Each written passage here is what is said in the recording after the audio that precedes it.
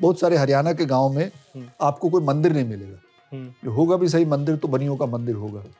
जाटों का कोई मंदिर ही नहीं है, जाटों की कोई रिलीजियोसिटी नहीं है, जाट तो रिचुअल भी नहीं करता, जाट को क्या लेना पंडित से। उसको शादी करनी है तो कोई छोटा मोटा इधर उधर से शादी करो।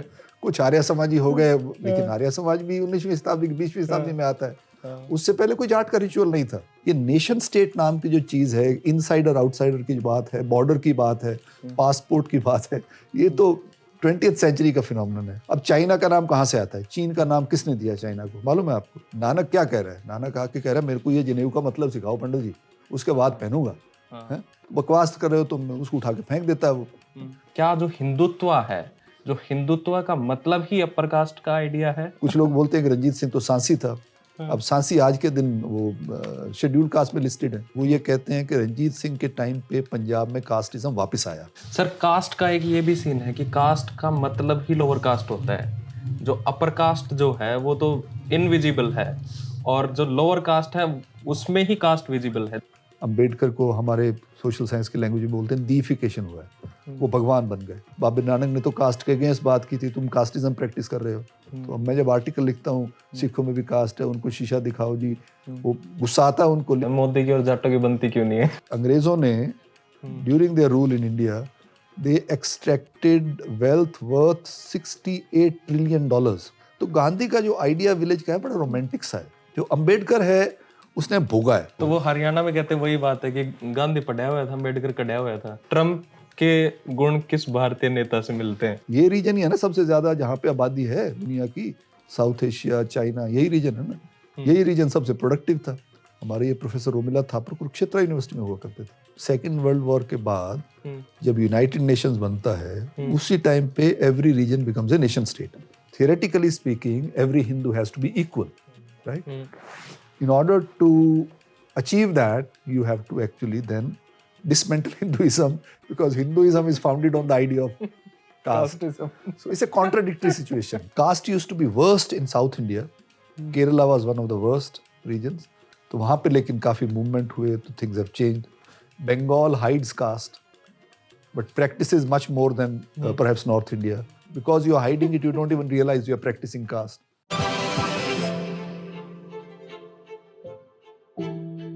हेलो सर, कैसे आप? Good to see you. Thank you. क्या हाल है तुम्हारा? वेरी वेल, आप सुनाइए। All well sir. काफी टाइम हो गया सर, आपसे मिलने का मन था, और इतने सारे लेक्चर सुनते रहते हैं आपके। तो कैसा मन लग जाता है आपका यहाँ जेएनयू में, पंजाब छोड़ के यहाँ साढ़े मुल्क, वहां से यार पता नहीं साढ़े पिंड से यहाँ। जड़े जड़े बंदे हैं यहाँ पे, कौन सा अपरूटेड लोगों के लिए कोई प्रॉब्लम नहीं होती, मन लग जाता। बहुत साल हो गए अब तो यहाँ रहते हुए। जी, it's an interesting place, very nice place. अच्छा। रोजी रोटी यहाँ है तो मन भी लग ही जाता है। अच्छा सर, जैसे कि आपने काफी काम किया है कास्ट और विलेज और एग्रेरियन रिफॉर्म्स, इन सब के ऊपर में। अपन स्टार्ट करते हैं बात करना। एक जेम्स स्किनर हुआ करते थे, और जो येलो बूट्स, येलो बॉय जिनको बोलते हैं, स्किनर्स और जिसने स्टार्ट किया। तो एक बैटल ऑफ उनियारा हुआ था 1800 में। तो वहां पे वो ऑलमोस्ट मतलब मरने ही वाले थे। तो वो बैटल हुआ और वो पूरा घायल वायल हो गए, और वो पड़े हुए थे कहीं, मतलब बैरन लैंड पे। तो मतलब 1-1.5 दिन तक उनको कोई खाना क्या पानी पीने के लिए भी नहीं था। वो बता रहे थे कि गिद्ध उनके सामने बैठे थे कि कब ये मर जाए और कब इनको हम खा लें। तो वहां पे उनके साथ में 1-2 सोल्जर और भी थे। तो कोई वहां से पास से गुजर रहा था, कोई एक कपल था। तो क्या हुआ कि एक जो लेडी थी उसके पास पानी था, तो उसने पानी ऑफर किया उसने, और तो स्किनर ने तो वो पानी पी लिया। तो वहां पर कोई एक और बंदा था, उसको जब वो पानी ऑफर किया गया तो उसने उससे पूछा कि तुम्हारी जात क्या है। तो उसने बताया कि मैं शेड्यूल कास्ट से हूँ, और वो बंदा राजपूत था। तो उसने पानी वो नहीं पिया और उसकी वो डेथ हो गई, स्किनर वहां बच गया। तो ये कास्ट सिस्टम इतना डीप रूटेड है कि आदमी मर गया पर उसने पानी नहीं पिया। कैसे देखते हैं आप इंडियन कास्ट सिस्टम को? अरे वो है, अपरूटेड भी है, लेकिन जो सच्चाई कास्ट की है, इस तरह की कहानियां बनाई गई हैं जो इफेक्ट प्रोड्यूस करती हैं कि कितना इनह्यूमन है, और किस तरह से ये काइंड ऑफ लोग इतने रिजिड हो जाते हैं। तो वो सच्चाई है वो अपने आप में। लेकिन और भी कई सच्चाइयां हैं कास्ट के बारे में। जो मेरा अपना रिसर्च है, जो एम्पिरिकल काम हमने किया है, काफ़ी सारे और लोगों ने भी काम किया है, हमने पब्लिश भी किया है। तो उसमें जो कास्ट की सच्चाई है वो बहुत परसिस्टेंट है। सो अभी भी चलती रहती है किसी न किसी तरीके से कास्ट। हालांकि हिंदुस्तान बदल गया है, लोग बदल गए हैं जो कास्ट को खुद प्रैक्टिस करते हैं, हर लेवल पे बदलाव आ गया है, लेकिन कहीं ना कहीं पे वो कास्ट को लेके जो हमारा एक इंडोगामस कल्चर है, शादियां अभी भी लोगों के बीच में ही होती हैं, रहन सहन जैसा है, यार दोस्त जो लोगों के बनते हैं, तो उसमें कास्ट काफ़ी इम्पोर्टेंट रहती है अभी भी। लेकिन ये है कि जो एक हमारे इतिहासकारों के ज़रिए या जो हमारा सब्जेक्ट सोशियोलॉजी एंथ्रोपोलॉजी, उसके ऊपर एक ख़ास तरह का एक असर रहा है, तो उसके कारण एक सिंगल व्यू बनाया कास्ट का, सिंगुलर व्यू बन गया है कि हाँ भी कास्ट का मतलब है वर्ण व्यवस्था, और वर्ण व्यवस्था का मतलब है हर हिंदुस्तानी जो है वो किसी न किसी वर्ण को बिलोंग करता है। वो आप कह सकते हैं किसी न किसी लेवल पे आप उसको कर ही सकते हैं। अब सांगवान जो है, सांगवान जाट है। अब जाट का क्या जात, राइट? जाट तो जाट है। नहीं, सच में कह रहा हूँ, एक्चुअली ये बहुत इंटरेस्टिंग केस है कि जाट जो है वो इस रीजन में 14वीं-15वीं शताब्दी में आके सेटल होता है। वो उसको जो अगर अंग्रेजों की भाषा में बोला जाए तो वो बोलेंगे उनको ट्राइब है। कई सारे लोगों ने लिखा भी सही उनके बारे में, ट्राइबल है। उनके कोई कास्ट सिस्टम में कोई स्पेस नहीं था उनके लिए, वो उसके बाहर थे। उन्होंने आके इस एरिया में ज़मीनें आबाद की, काम किया, इस एरिया को काफ़ी विकसित किया। तो उसके बाद जब अंग्रेज आते हैं तो अंग्रेज़ों ने, क्योंकि वो जोत वही कर रहे थे, मेहनती थे, ज़मीनें भी उनके नाम कर दी, तो अब वो ज़मींदार बन गए। तो अब जाट से ऊपर तो कोई हो नहीं सकता हरियाणा में। अब कहोगे जाट की जात क्या है? अब जाट की जात क्या है? जब रिजर्वेशन लेनी है तो कहते हैं हम ओबीसी हैं, गांव में जाते हैं तो चौधरी हैं, और पंडित जो है वो देखता है जाट के आगे, हाथ जोड़ता है। किसी हरियाणा के गांव में चले जाइए, एम्पिरिकल जो गांव का पंडित है वो जाट के सामने मतलब जो ठीक है सर्विस प्रोवाइडर है, कभी जरूरत पड़ती है। जाट तो रिचुअल भी नहीं करता, जाट को क्या लेना पंडित से? उसको शादी करनी है तो कोई छोटा मोटा इधर से शादी करो। कुछ आर्य समाजी हो गए, लेकिन आर्य समाज भी 19वीं शताब्दी 20वीं शताब्दी में आता है। उससे पहले कोई जाट का रिचुअल नहीं था। गाँव देखिए, हरियाणा मैंने स्टडी किया है, अब बहुत सारे हरियाणा के गाँव में आपको कोई मंदिर नहीं मिलेगा। जो होगा भी सही मंदिर तो बनियों का मंदिर होगा। जाटों का कोई मंदिर ही नहीं है, जाटों की कोई रिलीजियोसिटी नहीं है। So the point I'm trying to make is that there are diverse forms in which caste has evolved in different regions of India. Okay. So caste की भावना है, जो अनटचेबिलिटी बहुत स्ट्रांग है, वो हर तरफ है। अब हमारे पंजाब में चले जाइए, हालांकि सिख गुरुओं ने एकदम से कास्ट को रिजेक्ट कर दिया था, और वो गुरुद्वारे बनाए, वहाँ लंगर लगाए, प्रसाद होता है, तो वहाँ पे अपनी जाति खत्म हो जाती है। जो आप पानी की बात कर रहे हैं, आप जब भी किसी गुरुद्वारे में जाएंगे तो पहला काम आपको ये करना पड़ेगा, वहाँ प्रसाद लेंगे, प्रसाद लेके गुरुद्वारे जाएंगे, बंगला साहब भी जाओ तो आपका प्रसाद लेके मिक्स कर देंगे, उसमें से निकाल के आपको थोड़ा सा दे देंगे। जब आप निकल रहे हैं तो आपको प्रसाद खाना पड़ेगा। वो किसने दिया है, कैसे दिया है, कुछ मालूम नहीं है। लंगर तब आपको मालूम नहीं किसने लंगर पकाया है, आपको मालूम नहीं कौन आपको सर्व कर रहा है। तो वो जाति के अगेंस्ट प्रोटेस्ट भी हुए हैं, लोगों ने खत्म करने की कोशिश भी की है, लेकिन फिर भी सिखों में जाति है। अगर पंजाब में चले जाओ, पंजाब के किसी गांव, मुस्लिम में भी है, क्रिश्चियन में भी है।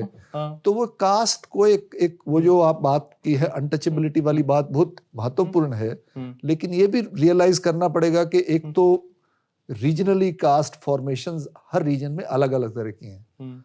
दूसरी बात ये है कि हिंदुइज्म उसको जस्टिफाई करता है, लेकिन जस्टिफिकेशन उसको स्ट्रॉन्ग करती है, लेकिन उसके बगैर भी कास्ट बच जाती है। अच्छा, तो ये कहना कि सिर्फ हिंदू ग्रंथों से निकली है कास्ट, वो भी अपने आप में काफी मेरे को एक्सप्लेनेशन नहीं लगती। Caste kind of it's a kind of human system, social system, economic system, ये इवॉल्व हुआ है, और पिछले 100, 150, 200 सालों में, पिछले 2000 सालों में परिवर्तन भी बहुत हुआ, उसमें बदलाव बहुत हुए। जैसे मैंने कहा, आपको जाटों का उदाहरण दिया, जब जाट आता है इस रीजन में, वो अब पंजाब हरियाणा बन गया। आए कहां से थे? ये नीचे से ही आए थे, नीचे से ही आए थे, क्योंकि ये सारी दुनिया चहल पहल चलती है। अगर आप इतिहास देखें इंसान का, हमारा ओरिजिन जो है सबका, कहीं ना कहीं से हमारी एक बूढ़ी दादी, दादी परदादी, वो कहीं साउथ अफ्रीका में या अफ्रीका में रहती है, राइट? तो हम सब के अंदर उसका जीन है। So there is humanity is a common race, there are no races, there are no castes,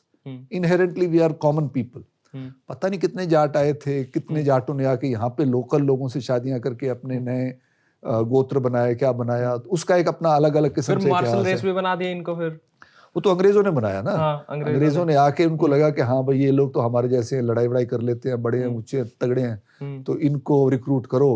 और हमारे से तो लड़ाई लड़ियां नहीं जाती। यहाँ पे 1857 की जो क्रांति हुई थी उसमें हरियाणा के लोगों ने भी रेजिस्ट किया था। उन्होंने कहा चलो जी इन्हीं को ही खड़ा करो लड़ाने के लिए। तो उनको लगा यही लड़ेंगे बाकी हिंदुस्तानियों के साथ।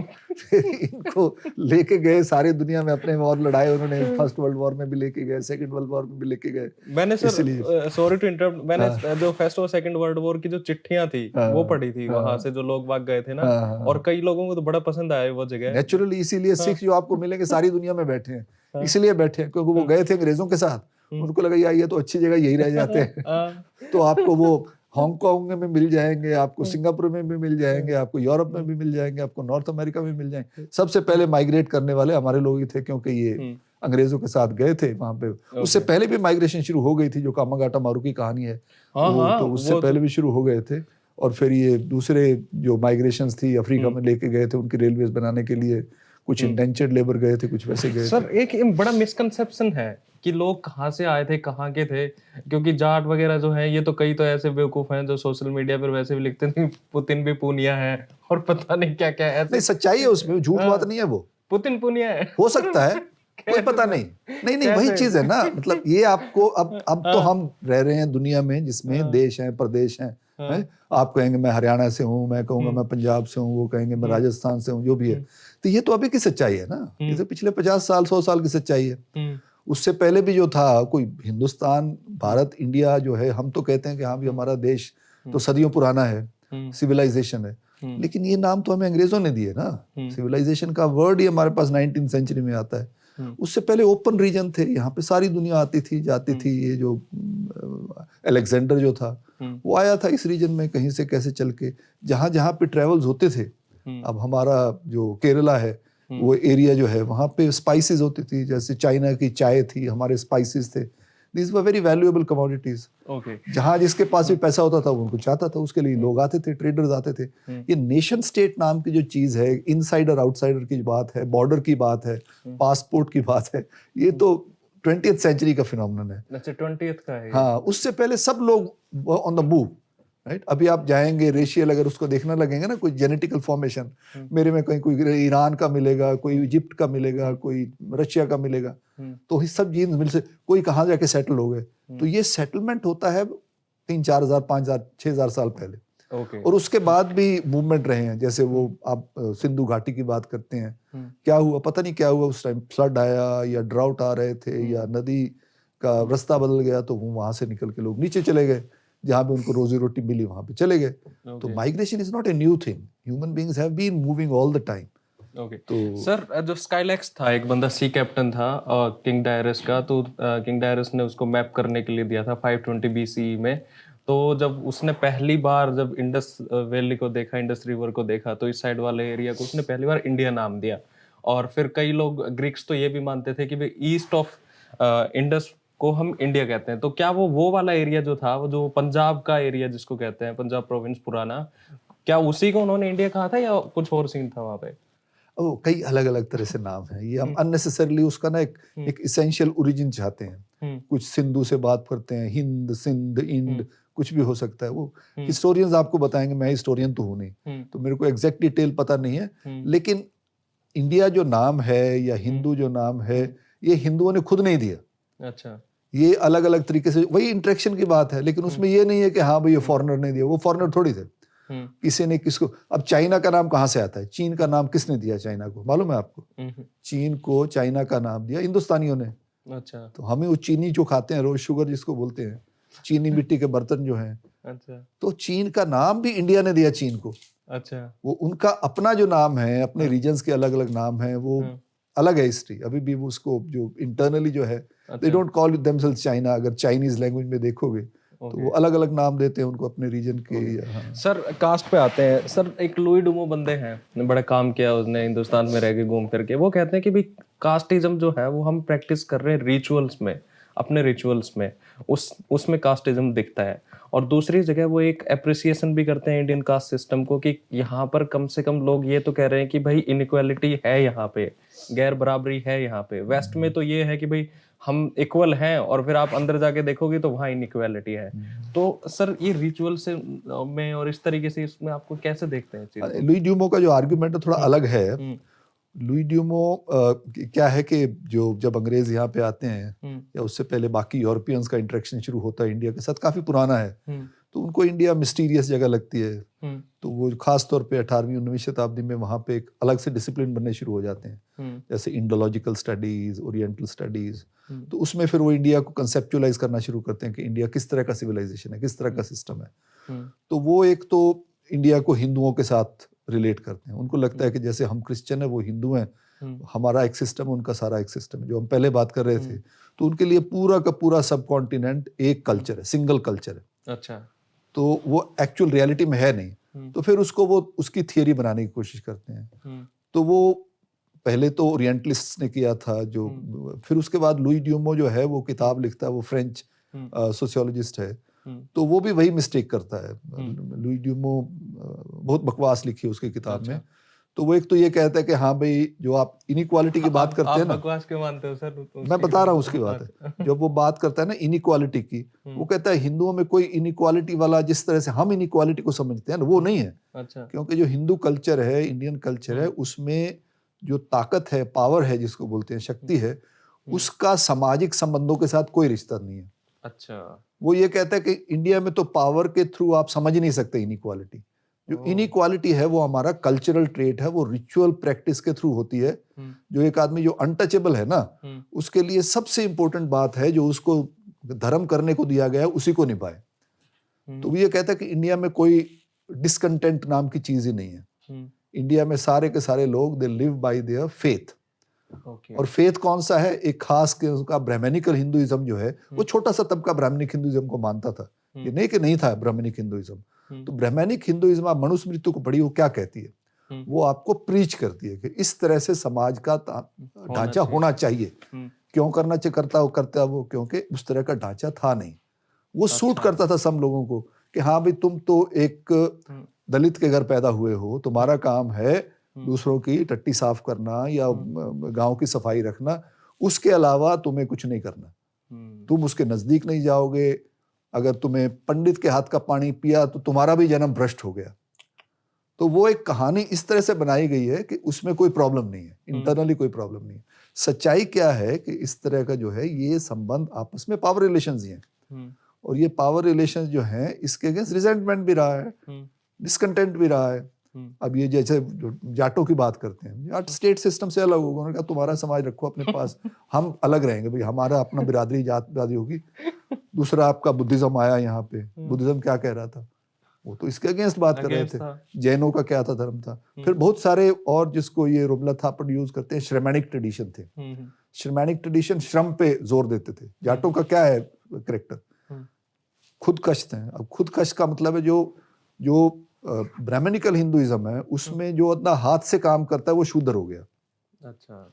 जाटों के लिए हाथ से काम करने के बगैर जिंदगी नहीं चलेगी। बिल्कुल ठीक अगर बात है। कमा के लाओगे तो आपकी चौधर है। हुँ, मीन आपने जोत ली, हुँ, आपने 100 किले जोत लिए, मेहनत करके आप सबसे बड़े जात बन गए, हुँ, आप थौलेदार बन गए गांव के, राइट? हुँ, तो वो एक अलग अलग तरह से कल्चर डेवलप हुए हैं। इसी तरह सिक्खी का जो विकास होता है यहाँ पे, हुँ, तो अंग्रेजों ने आगे नहीं किया। हुँ, नानक क्या कह रहा है? नानक आके कह रहा है मेरे को ये जनेऊ का मतलब सिखाओ पंडित जी, उसके बाद हाँ, पहनूंगा। हाँ, है? तो बकवास कर रहे हो तुम, उसको उठा के फेंक देता है वो। हुँ, वो फिर जाके अपने दोस्तों को ढूंढता है, वो कबीर भी मिलता है उसको, रविदास भी मिलता है, नामदेव भी मिलता है, हुँ, और पीछे वो फरीद वरीद को भी उठाता है वहां पे, हुँ, और सारा ला के अपने ग्रंथ में कहता है अगर धर्म को मानना है तो इस तरह से मानो। हुँ, वो शुरू करता है एक के ओंकार, ह्यूमैनिटी इज वन। हुँ, कबीर भी यही कह रहा है, रविदास हुँ, बेगमपुरा की बात कर रहा है कि हाँ भाई, मेरे को हुँ, ऐसा शहर चाहिए जहाँ पे कोई गम ही ना हो। हुँ, राइट? वो भी हिंदुस्तानी कल्चर है भैया। हाँ, और इस्लाम यहाँ पे जो आता है, वो हुँ, कोई ये मुगल कॉलोनाइजेशन से थोड़ी आता है। हुँ, वो तो यहाँ से बहुत पहले से इस्लाम है। ओके। इस्लाम इंडिया को कॉलोनाइज भी नहीं करता, वो बाहर से हुँ, आते हैं, राज करना शुरू कर देते हुँ, हैं, राजपूतों के साथ भी शादियां भी करते हैं, हुँ, तो लोकल ही हो जाते हैं। जो हुँ, कॉलोनाइजेशन इंडिया का होता है वो 20वीं शताब्दी में, ये अंग्रेजों के साथ ही होता है, 17वीं हुँ, 18वीं शताब्दी में। और जो न्यूमो बात करता है इक्वालिटी इनइक्वालिटी की, वो हुँ, कंप्लीट नॉनसेंस है। हुँ, वो ये कहता है कि जो वेस्टर्न वर्ल्ड है, हुँ, वो उसका बेस है मटेरियल एंड पावर। वहां पे जिसके इनइक्वालिटी की बात होती है पॉलिटिकल इकोनॉमी के जरिए, आपके Okay. पास कौन सी पोजीशन है, आपके पास कौन सी एसेट है, आपके पास कौन सी कैपिटल है, हम्म, उसके बेस पे फिर जो है इनइक्वालिटी ऑफ रिसोर्सेज होती है, अचीवमेंट होती है, राइट। Okay. इंडिया वाले जो है बिल्कुल अलग है, इनका हमारे साथ कोई लेना देना नहीं है, इनको तो कॉन्सेप्ट इनइक्वालिटी जो इनके कल्चर में है, वो मटेरियल रिसोर्सेज की परवाह ही नहीं करते एकदम से, उनको तो बस सिर्फ अपना धर्म चला लें कि हाँ भाई जो रिचुअल हमारे को पंडित ने बताया वही करना है, पंडित सुपीरियर मोस्ट हो जाता है। अब पंडित कहाँ सुपीरियर मोस्ट है, पंजाब में जाओगे अभी बहुत सारा एंथ्रोपोलॉजिकल लिटरेचर भी है, तो पंडित जैसे सर्विस प्रोवाइडर, हाँ। उसको दलित से थोड़ा सा ऊपर मानते थे हम। अब ठीक है, जो अमंग ब्राह्मण आल्सो, जो सेकुलर ब्राह्मण है, जो अपना, कितने ब्राह्मण जो रिचुअल का काम करते हैं, आप किसी गांव में चले जाओ, किसी शहर में चले जाओ, बहुत कम है अब तो। 95% ब्राह्मण्स पहले भी वो सेकुलर ऑक्यूपेशन में थे, कोई जमींदार थे, कोई खातेबाजी करते थे, किसी की दुकान थी, कोई एक आधा बंदा हरियाणा के गांव में जहाँ मैंने फील्ड वर्क किया था, एक था पंडित जो थोड़ा पंडिताई करता था, जो मतलब 2 घर थे गांव में जो पंडिताई करते थे, एक था, और जो बाकी जो हैं आप जिसको शूद्र बोलते हैं, उनके से घर तो पंडित जाकर रिचुअल करते भी नहीं थे, बिल्कुल ठीक अब बात। करना शुरू कर दिया क्योंकि उससे पैसे मिलते हैं। तो वो जो कास्ट का ताना बाना जो है वो एक बड़ा कंटिंजेंट है, वो बदलता रहता है हर टाइम पे, उसमें नई चीजें आती हैं, लेकिन वो आती हैं उस हिसाब से जिस तरह से रीजन होता है। Okay. अब हिमाचल का मैंने स्टडी किया, हिमाचल छोटे छोटे बस्तियां हैं, वहां पे ट्रेवल करना बड़ा मुश्किल है, तो वहां पे एक अलग किस्म का देवते लोग हैं, वो देवते जो हैं वो राजपूतों के एरिया में देवते भी राजपूत होंगे, हालांकि हैं टोटम वो, लेकिन जो आपका कुल्लू में होता है फेस्टिवल, हाँ, इतना बड़ा फेस्टिवल इतना बड़ा फेस्टिवल होता है, तो वो सारे देवता जो हैं उनका पेट्रन है वहां का राजा। हाँ। तो वहां पंडित मैटर नहीं करता, लेकिन आप सोलन में जाओ, वहां ब्राह्मण रीजन है, तो वहां देवता भी ब्राह्मण हो जाएंगे।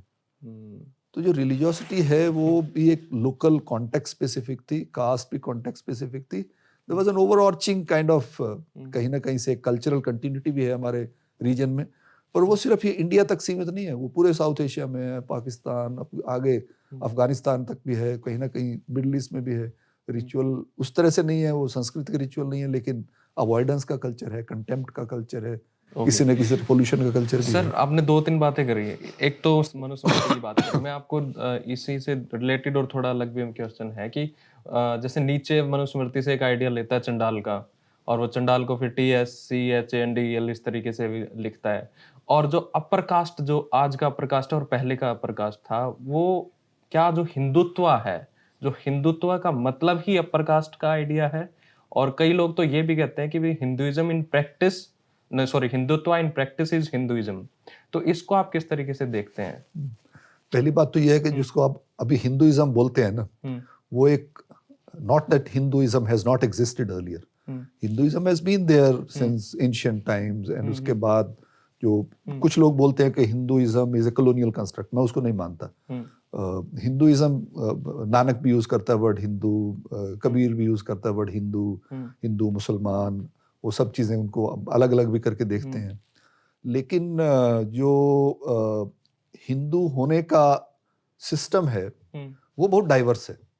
अच्छा, वो इतना संकीर्ण नहीं है, नॉट तो संकीर्ण है, नॉट सिंगुलर है, एक सिंगल तरह का तरीका नहीं है। आप किसी भी रीजन में चले जाइए, आप साउथ में जाते हैं, जैसे केरला में जाएंगे, केरला के भी हिंदू अलग अलग हैं, एक हिंदू नहीं है वहाँ पे, जो आपका, जिसको आप मार्जिनलाइज कास्ट के हिंदू कहेंगे, उनके अलग से टेम्पल हैं, और वैसे भी जो केरला का टेम्पल है, नायर का टेम्पल है, नमुद्री का टेम्पल है, वो साथ वाले जो आप उनके गांव में रहते हैं, जो तमिलनाडु में है, जो अय्यंगार हैं, उनके टेम्पल बिल्कुल अलग हैं, उनके रिचुअल सिस्टम बिल्कुल अलग है।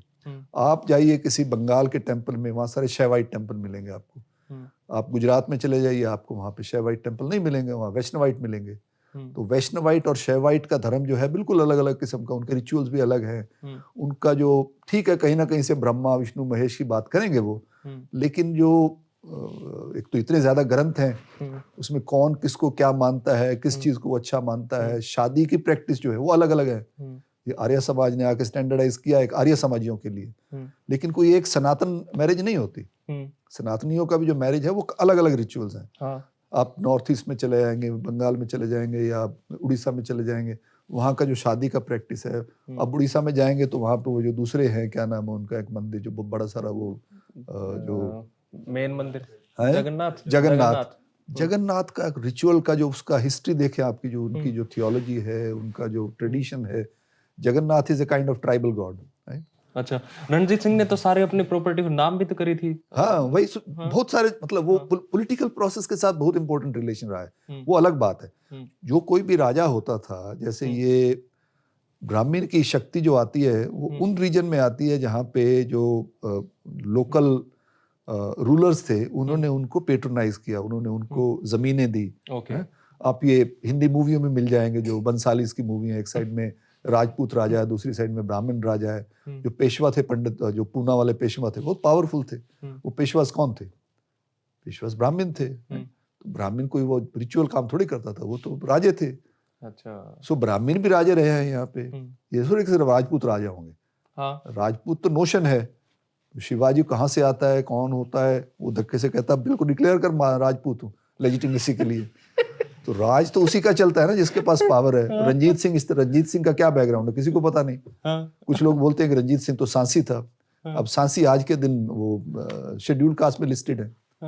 अब रंजीत सिंह से बड़ा राजा तो रहा नहीं सब कॉन्टिनेंट में, बहुत बड़ा राजा था इस रीजन में, तो सबसे बड़ा राजा वही रहा है। बहुत इन्फ्लुएंस के साथ था, बहुत पावर के साथ था। और उस टाइम पे जो रीजन था उसमें लोग कहते हैं कि वहाँ हर कोई पढ़ा लिखा था। फ्रांस से लोग आते थे उसके लिए काम करते थे, यूरोप से और लोग आते थे उसकी कोर्ट में काम करते थे। इतना इन्फ्लुएंस था उसका पूरे रीजन में। सर, रणजीत सिंह से रिलेटेड मेरे को एक क्वेश्चन याद आ गया। जैसे चाणक्य की थ्योरी थी कि कभी भी जो गर्म चावल होते हैं उनके बीच में हाथ डालोगे तो हाथ आपका जल जाएगा, तो उसको धीरे धीरे थोड़ा साइड साइड से करके खाते रहो, तब तक वो अंदर वाला भी ठंडा हो जाएगा। तो ये चाणक्य की थ्योरी को अंग्रेजों ने रणजीत सिंह और इंडिया के ऊपर अप्लाई किया कि भाई रणजीत सिंह से आप टक्कर नहीं ले सकते, तो इससे आप ट्रीटी कर लो, और ये मर जाएगा तब धीरे इसका छीन लेंगे। तो जो पूरा ब्रिटिश पंजाब था, पंजाब प्रोविंस था, 1849 में उन्होंने फिर कब्जा किया, दलीप सिंह को वो ले गए। तो उस रणजीत सिंह के टाइम पे कास्टिज्म और ये किस तरीके का था, और पंजाब का मतलब ये इन्फ्लुएंस क्या था? जो अभी पंजाब के हिस्टोरियन बताते हैं, मैं तो हिस्टोरियन हूँ नहीं, वो ये कहते हैं कि रंजीत सिंह के टाइम पे पंजाब में कास्टिज्म वापस आया। अच्छा। रंजीत सिंह ने उस तरह से पेट्रोनाइज किया लोगों को कि वो जो मतलब जैसे दरबार साहब गोल्डन टेम्पल है अमृतसर, तो उसमें भी जो पुराने जो महंत थे उनका कंट्रोल ज़्यादा हो गया। तो कई और तरीके से जो उससे पहले जो थे, जो जैसे मिसल्स एक किस्म के आर्मीज होते थे अपने, तो वो दलितों के भी मिसल्स भी थे, तो उनमें से काफ़ी लोगों को मार्जिनलाइज किया।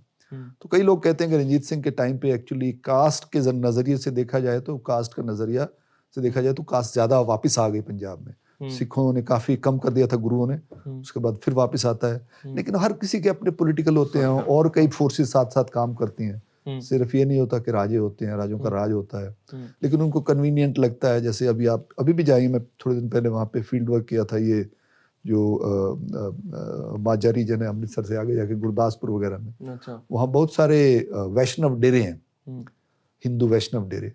वो हिंदू वैष्णव डेरों में जाएंगे तो वहाँ पूरा मतलब हर तरह के देवताओं के फोटो पड़े हुए हैं। मानता भी उनकी है, जैसे सिख डेरे हैं वैसे वैष्णव डेरे भी हैं। और वो एक गांव में गया, वहाँ पे वो कहते जी ये सारी जमीन जो आपको दिखाई दे रही है ना, ये इस मंदिर की है। अच्छा। तो किसने दिया था? वो रंजीत सिंह ने वो सारी की सारी जमीन उस मंदिर के नाम कर दी। तो अपने अपने कन्वीनियंस होते हैं, वो लोगों को अपना सब्जेक्ट बनाने के लिए कहते हैं ठीक है जी, मैं तुम्हें अलॉट करता हूँ ये। सो रिलीजन एक बड़ा इंपॉर्टेंट इंस्ट्रूमेंट होता है किसी भी रूलिंग एस्टेब्लिशमेंट के लिए, तो उसको अपने साथ लगाने के लिए। सर, बीच में मैंने रोक दिया आपको। ये जो हरियाणा वाला एरिया है जिसको ईस्टर्न पंजाब कहते थे, इसमें आर्य समाज का काफी प्रभाव है। तो इस साइड में सिखिज्म क्यों नहीं फैला? आर्य समाज की वजह से या कुछ और रीजन? नहीं, आर्य समाज भी रहा है, लेकिन आर्य समाज तो आता है 20वीं शताब्दी में। जो Arya Samaj late 19th century में शुरू होता है, और इसका इन्फ्लुएंस बढ़ता है क्योंकि अंग्रेजों के टाइम रिफॉर्म मूवमेंट्स चल रहे थे। तो रिफॉर्म मूवमेंट्स जो हैं वो इस रीजन में जो है वो आर्य समाज के थ्रू आते हैं। हमारा जो उधर वाला पंजाब है, लाहौर अमृतसर में सिंह सभा के थ्रू आता है। तो ये लोग अनटच थे, तो मतलब उन्होंने भी कोई ज्यादा अपने आप को स्प्रेड करने की कोशिश नहीं की। वो मतलब जहाँ तक अलग अलग रीजन का अलग अलग डायनेमिक रहा है। अब छोटू राम जो है, इसका जन्म तो लायलपुर का है। तो छोटू राम वहां से निकल के फिर वो रोहतक में आता है। छोटू राम का जन्म लायलपुर में है? हाँ, लायलपुर गढ़ी सांपला में नहीं है? या तो जन्म नहीं, वहां से उन्होंने कंटेस्ट किया था इलेक्शन। छोटू राम का लायलपुर के साथ कनेक्शन है, अभी आप जाके गूगल कीजिएगा। कंटेस्ट तो लायलपुर से तो नहीं किया था। लायलपुर के साथ उनका कनेक्शन है। अच्छा कनेक्शन होगा। हाँ, हाँ। वो लायल वो ऑफिसर भी तो थे वहां पे। हाँ हाँ वही होगा, वहां से हाँ, उनका कुछ मेन हाँ। पॉलिटिक्स उनका वहीं से शुरू होता है। हम्म। तो जो वो बनाते हैं अपना इनिशियल, तो वो रैलियां करी है उन्होंने लायलपुर में काफी। हाँ, सॉरी लेकिन सॉरी रहे भी मैंने, हैं, हाँ उनका हाँ साथ कनेक्शन रहा है लायलपुर हाँ। के साथ, कुछ उसका बड़ा स्ट्रॉन्ग कनेक्शन है उनका। हम्म, बट एनीवे, ओके। तो वो लोग मूवमेंट चल रहा था। The point is that Arya Samaj का इन्फ्लुएंस पंजाब में भी रहा है, हम्म, लाहौर में भी रहा है। तो वो सारा जो अंबेडकर को जब बुलाते हैं वो जो उसने किताब लिखी थी, सबसे फेमस किताब उसकी जो है एनिलिएशन ऑफ कास्ट, अच्छा। वो पंजाब की लिखी थी उसने। उनको जाना था वहां पे अपना जात पात तोड़क मंडल के अगेंस्ट बोलना था, लेकिन उनको लगा भी ये तो हमारे अगेंस्ट बात कर रहा है, हिंदू धर्म के अगेंस्ट बात कर रहा है, तो उन्होंने कैंसिल कर दिया उसका इनविटेशन भी। ओके। तो ये सारे रीजन में था, उसका इन्फ्लुएंस यहाँ पे ज्यादा हो गया। तो सर कास्ट का एक ये भी सीन है कि कास्ट का मतलब ही लोअर कास्ट होता है। जो अपर कास्ट जो है वो तो इनविजिबल है, और जो लोअर कास्ट है उसमें ही कास्ट विजिबल है। जैसे आपने देवता की बात करी, अब जाट तो अपनी गाड़ी के पीछे लिख सकता है जाट देवता, अब कोई दलित थोड़ी ना लिख सकता है कि वो ये देवता वो नहीं देवता ये है। ना, तो हाँ ये मैं क्या समझ गया क्या बात। सीन है ये? ये ना एक रिसेंट चीज है, ये पिछले 50 साल में। एक तो ये है कि जो अब हम कास्ट को जब समझते हैं वो मोस्टली लीगल फ्रेमवर्क बहुत इंपॉर्टेंट हो गया है। तो जो लीगल फ्रेमवर्क में किस तरह से क्लासिफाई होता है, आप शेड्यूल्ड कास्ट हैं, ओबीसी हैं, और बाकी के जो हैं जनरल हो जाते हैं। जनरल का मतलब है कि आपका कोई कास्ट के थ्रू आइडेंटिफिकेशन नहीं होती, right? आप एक जनरल कैटेगरी में आ गए, उसके बाद आप जो मर्जी हो। लेकिन जो शेड्यूल्ड कास्ट है वो सर्टिफिकेट लेके घूमते हैं, भाई हम शेड्यूल्ड कास्ट है। अब शेड्यूल्ड कास्ट कोई कास्ट कैटेगरी नहीं है। शेड्यूल्ड कास्ट तो एक कॉन्स्टिट्यूशनल क्लासिफिकेटरी कैटेगरी है कि आपने बहुत सारी जातों को लेके स्पेशल स्टेटस देने के लिए, रिजर्वेशन लेने के लिए, उनका अलग से है, आइडेंटिटी अलग से है। लेकिन अब ये क्या हो रहा है कि पिछले खासतौर पे पिछले 30-40 साल में एक नए तरह के आइडेंटिटी मूवमेंट आ रहे हैं। तो उसमें हर कोई जाति को अपनी को एक कम्युनिटी के तौर पे मोबिलाइज कर रहा है। शहरीकरण भी हो गया, उससे भी होता है। तो जातियों का जो समीकरण है वो बदल रहा है, और जातियों का सेल्फ इमेजिनेशन भी बदल रहा है। अब रिप्रेजेंटेशन डेमोक्रेसी में बहुत इंपॉर्टेंट हो जाती है। तो उसके लिए दलितों के लिए तो आपने कोटा कर दिया, ओबीसी के लिए कोटा कर दिया, लेकिन उसके अंदर भी अब जातियों की बात होनी शुरू हो गई है कि हाँ भी दलित एससी के नाम पे किसको मिल रहा है, वाल्मीकि को मिल रहा है कि चमार को मिल रहा है कि दानव को मिल रहा है वो सीट। अब वो उसके साथ साथ जो एक नया मिडिल क्लास डेवलप होता है वो अपनी प्राइड की भी बात करने लगता है। पंजाब के दोआबा रीजन में जाइए, वो कहेंगे पुत चमारा दे, बड़ा प्राउडली लिखते हैं, चमार भी लिखते हैं अपने चमार उसमें आर्मी पीछे। जैसे यूपी में भी हाँ है। चमार आर्मी यूपी में बन गई। तो वो एक प्रोसेस अलग है। लेकिन जो दूसरी बात आपने कही कि हमारा जो सिस्टम है वो इस तरह से उसने जो अपर कास्ट लोग हैं जिनको traditionally general category upper caste, उनको एक कास्टलेसनेस का एडवांटेज है कि भाई हम तो कास्ट में बिलीव नहीं करते। लेकिन वो अपने आप में सच्चाई नहीं है। एक हमारे एंथ्रोपोलॉजिस्ट हैं हार्वर्ड यूनिवर्सिटी में, उन्होंने किताब लिखी है caste of merit, Ajantha Subramaniam. तो वो सारा शो करते हैं कि किस तरह से जो जो जो आईआईटी में ट्रेन होते हैं 1960s and 70s में, वो mostly they were Brahmins or other upper caste from Tamil Nadu, and then how they even when they go to California, वो सिलिकॉन वैली में जाके अपना सॉफ्टवेयर में जाते हैं, तो वहाँ पे भी उनका कास्ट का जो है they continue to carry those identities। तो पब्लिक स्फेयर में तो है, लेकिन आप जाटों में देखिए, शादी तो जाटों की जाटों में ही होगी ना। 95% to 90 to 95% मैरिजेस जो हैं सो कॉल्ड लव मैरिजेस भी वो विद इन कास्ट क्लस्टर ही होती हैं। ये नहीं है कि उनका कास्ट है नहीं, और वो अब कास्ट को यूज भी खूब करते हैं। जो नई कास्ट एसोसिएशंस बन रही हैं, अलग अलग तरह के, ब्राह्मण महासभा मिल जाएगी आपको, अगर वालों ने जाट महासभा, जाट कॉलेज है, जाट बड़ा अपना कंसोलिडेट होके, जैसे आपको हरियाणा नहीं में। लग रहा है बहुत ज्यादा डिवाइड कर रहे हैं सोसाइटी को आपस में ही? नहीं, वो एक प्रोसेस है, वो दूसरी बात है। जजमेंट की बात अलग है, डिवाइड तो सोसाइटी है ही सही, तो डिवाइड नहीं, उसको और डीपन नहीं कर रहे हैं चीजें। नहीं, बिल्कुल कर रहे हैं, लेकिन आप थोड़ी उसको रोक सकते हैं। लेकिन मैं ये कह रहा हूँ एज ए प्रोसेस लोगों के पास लगता है कि हाँ भाई अब ये मेरे सांगवान मेरी जात बिरादरी का है, तो ये दिल्ली में बैठा है, इसको कोई अफसर जान पहचान का होगा, उसके साथ बना के रखो, कोई ब्याह शादी पे इनवाइट भी करेंगे, आपके साथ संस्था भी बनाएंगे, और संस्था के थ्रू ये है कि थोड़ी सिक्योरिटी मिलती है लोगों को, और तो कोई है नहीं आपको देखने वाला, सरकार इंश्योरेंस देती नहीं है।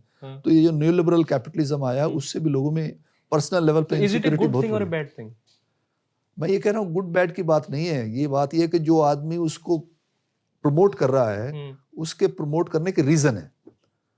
हम कह सकते हैं, वैल्यू जजमेंट दे सकते हैं, ये तो सब गलत कर रहे हैं, लेकिन क्यों जाते हैं लोग उस सब महासभा में? उनको कुछ ना कुछ तो मिल रहा है ना वहां से, यूनिटी जो है उनकी यूनिटी है, कुछ और तो सिक्योरिटी है नहीं। कल को कोई पिटने आ जाए एक गांव में, कोई कौन आएगा आपको बचाने के लिए? पुलिस तो अपना दूसरी साइड में चली जाएगी, पॉलिटिशियन अपनी जो लोकल ब्यूरोक्रेट है वो आपसे आपकी प्रोटेक्शन नहीं दे रहा, सिस्टम कोलैप्स हो गए हैं आपके। तो ये रिफ्लेक्शन है हमारा सोसाइटी के और फ्रेगमेंट होने की। हुआ क्या था, हिंदुस्तान जब आजाद हुआ था तो हम कॉन्स्टिट्यूशनल डेमोक्रेसी हैं। As constitutional democracy all of us pay tax. मेरी तनख्वाह का तीसरा हिस्सा तो ले लेती है सरकार सीधा ही। वो जब मेरे को तनख्वाह होती थी उसमें से ही तीसरा हिस्सा 33% लगभग काट लेते हैं। उसके बाद में हर चीज पे टैक्स देता हूँ। मेरे को सोफा खरीदना है तो उस पर जीएसटी देनी है, खाना खरीदना तो उस पर खरीदनी है, पानी पे भी जीएसटी है, हर चीज पे जीएसटी है। तो हर चीज पे टैक्स भी देते हैं।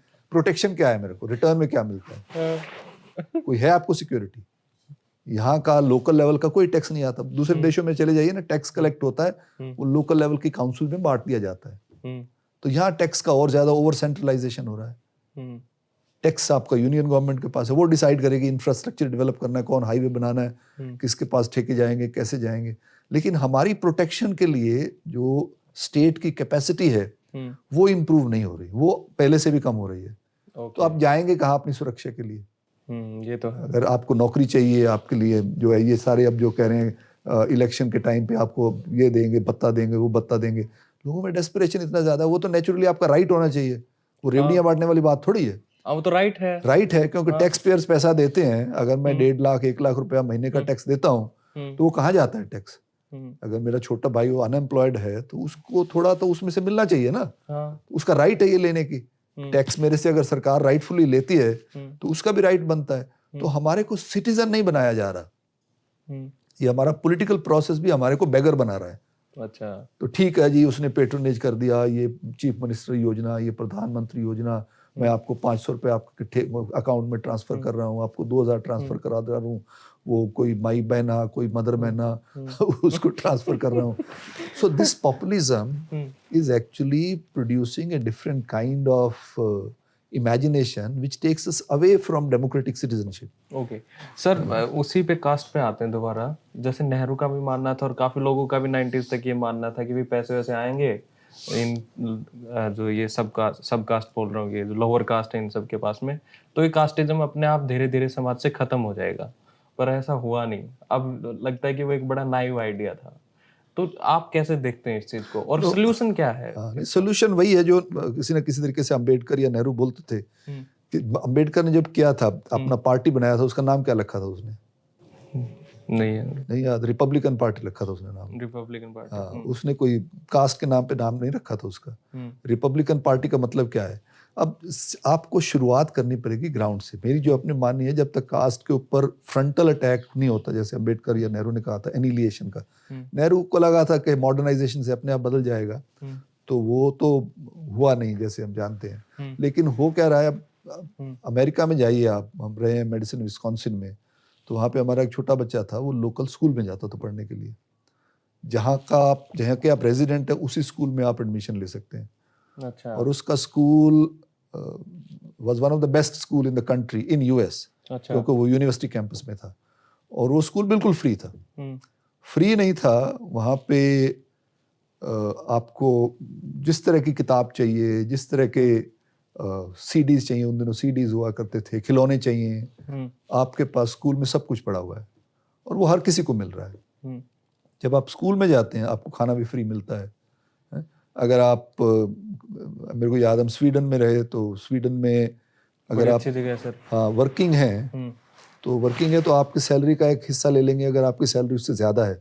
अच्छा। उसके बाद अगर आप काम कर रहे हैं, सिंगल मदर हैं, आपको काम कर रहे हैं, आपकी ड्यूटी 11 बजे तक है, स्टेट आपको प्रोवाइड करेगा कि आपके बच्चे के लिए वो आपको देंगे, सर्विस देंगे, केयर देंगे। वो हम छोटे बेटे को छोड़ के आते थे वहाँ पे, तो वो रहता था जितनी देर उसको रहता है। जब हमारे को काम से खाली हो जाते थे जाके हम पिकअप कर लेते थे उसको। वहाँ उसको खाना भी मिलेगा, वहाँ उसको खिलौने भी मिलेंगे, वहाँ उसकी टीचर भी होगी, वहाँ पे माहौल मिलेगा, अफेक्शन भी मिलेगा, बिल्डिंग बहुत अच्छी है। तो वहाँ से कास्ट का जो एनिलिएशन शुरू होना है, हमारे यहाँ क्या वो बिल्कुल रिवर्स कर दिया, हमारे अस्पताल भी अलग हैं, हमारे स्कूल भी अलग हैं, हमारे मंदिर भी अलग है, रेजिडेंशियल एरिया भी अलग है, पूजने वाले पता नहीं। और वो जब हम छोटे थे तो हम तो फिर भी सरकारी स्कूलों में जाते थे, सभी लोग सरकारी स्कूलों में जाते, अब कौन जाता सरकारी स्कूलों में? There was a time when most of the first generation of Indian elite जिसको बोलेंगे आप, वो सारे सरकारी स्कूलों में पढ़े हैं। थोड़े बहुत क्रिश्चियन मिशनरी स्कूल्स थे, लेकिन हर जगह पे तो नहीं थे, हर शहर में नहीं थे। लोग छोटे मोटे तो कोई इनके आर्य समाज का स्कूल था या कोई सनातन धर्म ऑलमोस्ट आर्य समाज वालों से ही पढ़े हैं सर। हाँ वही ना, तो वो भी सरकारी स्कूल, वो भी तो। सरकारी स्कूलों जैसे ही थे, अभी भी सरकारी डीएवी स्कूल जो है सरकारी स्कूलों जैसे ही है, सरकारी एडेड स्कूल है वो। फी तो कुछ नहीं होती थी, होगा 2 रुपया 5 रुपया 10 रुपया फीस होगी। अब वो सारा का सारा बदल गया है। सर इसको भी पूछने क्वेश्चन। जैसे आपने अभी एक संत रविदास का जिक्र किया, उन्होंने बेगमपुरा एक यूटोपियन सिटी पर किया, और कबीर भी कहते हैं, प्रेम नगर की बात करते हैं, यहाँ पे सेंट तुकाराम है वो पठानपुर की बात करते हैं। तो जो हिंदुइज्म में जैसे एक जो भक्ति ट्रेडिशन है, जो कास्ट के खिलाफ लड़ा एक तरीके से, या फिर जो रिलीजियस ऑर्थोडॉक्सी के खिलाफ लड़ा, वो मेन स्ट्रीम क्यों नहीं हो पा रहा आज के टाइम में? क्योंकि कास्ट को डिसमेंटल करने के लिए सबसे ज्यादा जरूरी वो है। बिल्कुल सही बात है, वो क्यों नहीं हो पा रहा है? नहीं, बहुत अच्छी बात है, मेरे को इसका जवाब मालूम नहीं है, लेकिन यही है कि जो मतलब जो रेवोल्यूशन होते हैं, काउंटर रेवोल्यूशन होते हैं, किसी न किसी लेवल पे हमारे टाइम पे ऐसा भी रहा है। अब लोग जब पीछे देखते हैं, लोग सोचते हैं कि हाँ भाई मनमोहन सिंह के टाइम पे बहुत कुछ सुधार हुआ था इंडिया में, राइट टू इन्फॉर्मेशन आया था, नरेगा आया था, और भी कई चीज़ें आई थी। जो हमारा पहले वाला टाइम है नेहरू के टाइम पे या उस तरह से, तो वो एक अब ये जो नेशन स्टेट में अगर हम आपको देखते हैं कि हमारे यहाँ डेमोक्रेसी का इंस्टीट्यूशनलाइजेशन हुआ है, तो एक साइड में तो हम कास्ट सोसाइटी हैं, दूसरी साइड में हमने डेमोक्रेसी को एक्सेप्ट किया है। यहाँ पे इलेक्शंस होते हैं, वो बहुत बड़ी अचीवमेंट है। अंबेडकर को हमने लीडर माना है, अंबेडकर का एक अपना इन्फ्लुएंस है, अभी सब लोग उसको पहले से ज़्यादा मानते हैं, हालांकि ज़्यादा मोस्टली दलित्स में उसका इन्फ्लुएंस है, लेकिन फिर भी एक कहीं ना कहीं से इंडिया के कल्चर में अगर आप चाणक्य की बात करते हैं तो उसमें जस्टिस का भी है। लोग पसंद नहीं करते अगर आप मतलब जो, हालांकि बहुत कल्चर में हमारे में झूठ बोलने का कल्चर भी है, वायलेंस का कल्चर भी है, लेकिन जस्टिस का कल्चर भी है।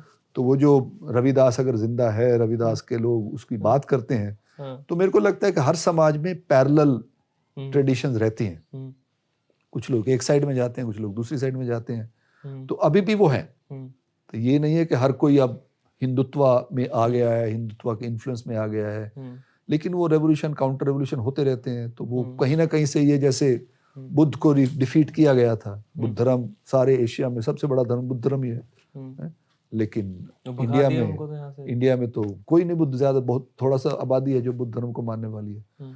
तो ये एक स्ट्रगल्स चलते रहते हैं समाज में। तो ये नहीं है कि उनका इन्फ्लुएंस नहीं है, उनका इन्फ्लुएंस भी है। आज लोग भजन जो गाते हैं कबीर के, उनका असर सोशल मीडिया पे भी है, लोग उनको पसंद भी करते हैं, लोग उनको सेलिब्रेट भी करते हैं। लाइकवाइज रविदास का नाम अभी बढ़ रहा है, पूना में जाएंगे वहाँ भी रविदास का मंदिर मिल जाएगा, पंजाब में तो हमारा पूरा रविदास का मूवमेंट है। तो पैरेलल चल रहे हैं, ऐसे कोई वो नहीं है कि आप कहें कि यार उस तरह की भावना बिल्कुल खत्म हो गई है। इक्वालिटी को पुश करने वाले लोग भी होते हैं। हमने देखा किसानी आंदोलन में कैसे, वो किसानी आंदोलन में अगर लंगर ना होता जो सिख गुरुद्वारों से आया था, किसानी आंदोलन थोड़ी चल सकता था। पर सर आप एक बात बताओ मेरे को, किसान आंदोलन को भी तो ये कहते हैं कि वो भी एक अपर कास्ट आइडिया है, और ये जो प्रोटेस्ट है जो वो तो एक वेपन हो गया है पावरफुल लोगों का, इन्फ्लुएंस लोगों का, इन्फ्लुएंशियल लोगों का। अपर कास्ट कौन आके मरेगा यार, रात को 2 डिग्री टेम्परेचर पे, गर्मी में 47 डिग्री टेम्परेचर पे, अगर वो किसान यहाँ पे आके सड़कों पे रह रहे थे, उनका कुछ तो डेस्परेशन होगा ना। कौन तुम्हारे को प्रिविलेज बंदा घर से बाहर नहीं निकलता, हम नहीं निकलते यार, कोविड चल रहा था। लोग भी तो कह रहे थे कि 2 साल तक तो वही बैठ सकते हैं जिनके पास थोड़े रिसोर्सेज होंगे। वो सही बात है, बिल्कुल सही बात है, लेकिन एक अपर लोअर की बात नहीं है ना। अब बहुत अलग अलग तरह के स्टेटा हैं। अब जो mostly I agree with you, मैंने लिखा भी है कि वहाँ पे दलित का, हालांकि सिंबॉलिकली उन्होंने बात की थी, लेकिन दलित का पार्टिसिपेशन बहुत मिनिमल था, इन्वॉल्वमेंट जो था। हाँ जो था भी, तो उसमें ये था कि हाँ भी वो पंजाब से वो दलित आ जाएंगे, वो कहेंगे हाँ जी चले तो जाएंगे, लेकिन मेरे घर वालों को कौन खिलाएगा, तो आप मेरे को दिहाड़ी दे दो, मैं चला जाऊंगा। तो बहुत सारों जाटों को दिहाड़ी देनी पड़ती थी उनको, तभी आते थे यहाँ पे। अच्छा ऐसा सीन था? हाँ ऐसा सीन मैंने लिखा है, मेरा जनरल ऑफ प्रेजेंट स्टडीज में आर्टिकल है, मैंने ये सब किया है review. But at the same time we should recognise that agrarian economy जो है उसका एक डिक्लाइन हो रहा है। जो लोग एग्रीकल्चर पे डिपेंडेंट है उनका डाउनवर्ड मोबिलिटी हो रहा है। जो पहले गांव का जो जाट है या पंजाब में हमारे जाट हैं या अदरवाइज जो फार्मर्स है वो अपनी खेती को लेकर बहुत प्राइड हुआ करती थी उनमें। हाँ। अब उनकी जो सेकंड थर्ड जनरेशन है वो पढ़ लिख गई है, लेकिन उनको शहरों में आते हैं नौकरियां नहीं मिलती। शहरों में आते हैं तो उनको compete करना पड़ता है। जो शहरी पढ़े लिखे लोग हैं उनके घर में भी अंग्रेजी बोली जाती है, उनके पास हमारे यहाँ वो सोशल कल्चरल कैपिटल की बात करते हैं, वो रिसोर्सेज जाटों के पास नहीं है। तो जाट करे क्या, तो फिर या तो फिर वो ओबीसी में आने की बात करता है, फिर वो किसानी आंदोलन में जो पहले सारे बुढ़े बुढ़े थे, फिर ये जो हमारे सिंगर्स थे इन्होंने जाकर मोबिलाइज किया, यंग लोग भी आने शुरू हो गए। तो इश्यूज तो हैं, ये बात नहीं है कि उनके इशू नहीं है। ओके सर, आपने जैसे अभी बात करी कि कई बार लोग बहुत बड़े हो जाते हैं, तो एक लेवल से लोग जब बड़े हो जाते हैं तो हम उनको आदमी मानना ही नहीं चाहते, हम उनको मतलब एक गॉड की तरह से ट्रीट करते हैं, जैसे अम्बेडकर। तो आप इसको किस तरीके से देखते हैं? उनकी मतलब नेचुरल जो बात है वो खत्म हो जाती है फिर? नहीं, खत्म नहीं होती। आई डोंट एग्री विद मतलब आप किसी की श्रद्धा करने लग जाओगे, पूजने लग जाओगे किसी आदमी को, तो वो जो मिठास है वो तो खत्म ही हो जाएगी ना। दोनों बातें हैं, नहीं दोनों बातें हैं। किसी न किसी लेवल पे अम्बेडकर का जैसे एक इंस्टीट्यूशनलाइजेशन हुआ है, अम्बेडकर को हमारे सोशल साइंस की लैंग्वेज में बोलते हैं दीफिकेशन हुआ है, वो भगवान बन गए। और उससे क्या है कि दलित के पास कोई भगवान नहीं था अपना। अच्छा, दलित के पास कौन था भगवान? वो फिर उसको मंदिर में जाने की कोशिश करता था, मंदिर में उसको अंदर जाने नहीं देते थे, कोई मारते थे, तो अनटचेबल है भाई वो। अब ये दलित कह रहा है मेरा पास अपना भगवान है, तो उसके पास प्राइड आ गई है, वो अम्बेडकर को रख के उसकी पूजा करता है। जो इक्वालिटी इनइक्वालिटी के स्फेयर जो है ना, हर स्फेयर में होता है। तो अब वो एक यंग दलित से पूछ के देखो कितना उसके लिए अम्बेडकर, जो सिंबॉलिक वैल्यू अम्बेडकर की है, और सिंबॉलिक वैल्यू जब बात करेंगे तो अम्बेडकर क्या करता है, कुछ ना कुछ पढ़ेगा अम्बेडकर का लिखा हुआ, तो नेचुरली तभी पढ़ेगा। या वो सिख बैठे हैं उसके सामने बात कर, यार तू तो सरदार अपने आप को सिख कहता है, बाबा नानक ने तो कास्ट के अगेंस्ट बात की थी, तुम कास्टिज्म प्रैक्टिस कर रहे हो, वो डिफेंड नहीं कर पाएगा कास्टिज्म को। ठीक बात है। तो उसके अगेंस्ट आप बात कर सकते हैं। तो अब मैं जब आर्टिकल लिखता हूँ सिखों में भी कास्ट है, उनको शीशा दिखाओ जी, वो गुस्सा आता है उनको, लेकिन वो मेरे अगेंस्ट कुछ नहीं बोल सकते, कहते बात तो ये सही कह रहा है। तो हम बात कर सकते हैं उसको लेके, क्योंकि हमारे पास वो सोर्स है। अगर कोई उसको कंटेस्ट करता है कि देखो जी बाणी में लिखे मानस की जात सब एक के पहचान बो, अब मानस की जात का मतलब एक के पहचान बो है, तो गुरु ग्रंथ शुरू होता है एक के ओंकार से, तो कॉमन ह्यूमैनिटी की बात करो। फिर उससे मोटिवेट होकर लोग लंगर भी लगाते हैं वहाँ पे। सबसे पहले तो हमारे ही पहुँचते हैं, तुम्हारे कैलिफोर्निया में फायर्स होती हैं, वहाँ खाना देने के लिए और कोई हो ना हो, ये यूनाइटेड सिक्स या खालसा एड वाले पहुँच जाएंगे, ठीक है जी हमारे को मोटिवेट किया था बाबे ने, जो भी दुखी कंडीशन है उसकी हेल्प करनी है। बहुत अच्छा सेंटिमेंट है यार। नहीं, अच्छा है। अगर गुरुद्वारे ना हो, अगर उस तरह का सेंटिमेंट ना हो, उसको खुदा ना बनाए, तो कौन आएगा? रिसोर्सेज कहाँ से आएंगे? कहने की बात जरूर है, अगर आपको 5000 बंदों को रोज खाना खिलाना है, 3 टाइम पे 2 टाइम पे, कितना खर्चा चाहिए? खूब चाहिए। कहाँ से आएंगे पैसे? अब मेरे को कहा कहेंगे तू निकालो अपना दशवंत, मैं कंजूस आदमी हूँ, मैं अभी देता नहीं था, लेकिन मेरे घर पे आके बैठ के, नहीं जी आपकी इतनी तनख्वाह है, आपने 5 साल से कुछ नहीं दिया, आपके 25 लाख रुपए बनते हैं, मैं 25 नहीं दूंगा तो 5 तो दे दूंगा उनको। तो ये जो जब इंस्टीट्यूशनलाइज हो जाती हैं चीजें, अच्छी चीजें वो भी होनी चाहिए इंस्टीट्यूशनलाइज, बुरी चीजों के अलावा, तो मेरे को देने पड़ेंगे 5 लाख, और मैं खुश भी होऊंगा उसके बाद, देखो जी आज मेरा मैं बड़ा कंजूस था, भगवान के पास पहुंचे, अच्छे काम के लिए जा रहे हैं, बड़ा प्राउडली मैं दिखाऊं, देखो जी हमारा ये मेरा नाम लिखे ना लिखे, बड़ा खुश होऊंगा मैं। कहीं ना कहीं से लगेगा यार पैसे तो निकल गए जेब से, लेकिन उसको लेकर खुश बहुत होते हैं लोग जो लंगर लगाते हैं, हमारे इतना पैसा लगाते हैं इन चीजों पे। अब ये देखो ना, किसान आंदोलन चल रहा था, अगर कैलकुलेट करके देखो उसकी इकोनॉमी, एक दिन का कितना खर्चा होगा, अच्छा कहाँ से पैसे आ रहे थे? अब सरकार वाले या एंटी वाले तो कुछ भी कह देंगे जी हाँ ये वहां से पैसे, वो क्यों दे रहे हैं पैसे? अगर कनाडा से आ भी रहे हैं तो कनाडा के सिख अगर पैसे ड्राइवर चलाता है या टैक्सी चलाता है, वो दिए उन्होंने। हाँ वही तो मैं कह रहा हूँ ना, $150 कमाया उसने, उसमें से $25 रोज के रख दिए किसान आंदोलन के लिए, तो उसको क्या मिलना उससे? तो ठीक है भाई, ये दलजीत दोसांझ जाके 1 करोड़ दे जाता है, वो तो ठीक है जी, उसके पास तो बड़े पैसे हैं। लेकिन जो टैक्सी ड्राइवर है जिसका अपना गुजारा चलाने के लिए है, रियल वर्क है, वो अपना पूरा कुछ करके इकट्ठे करके देते हैं। किस लिए देते हैं? ठीक है, उनके चाचा भी बैठा होगा वहां पे, पर जो नहीं था उनका वो भी दे रहे थे, क्योंकि हाँ जी ठीक है ये सिक्की के नाम पे वहाँ लंगर चलाना है, जरूर जी वो तो करो आप।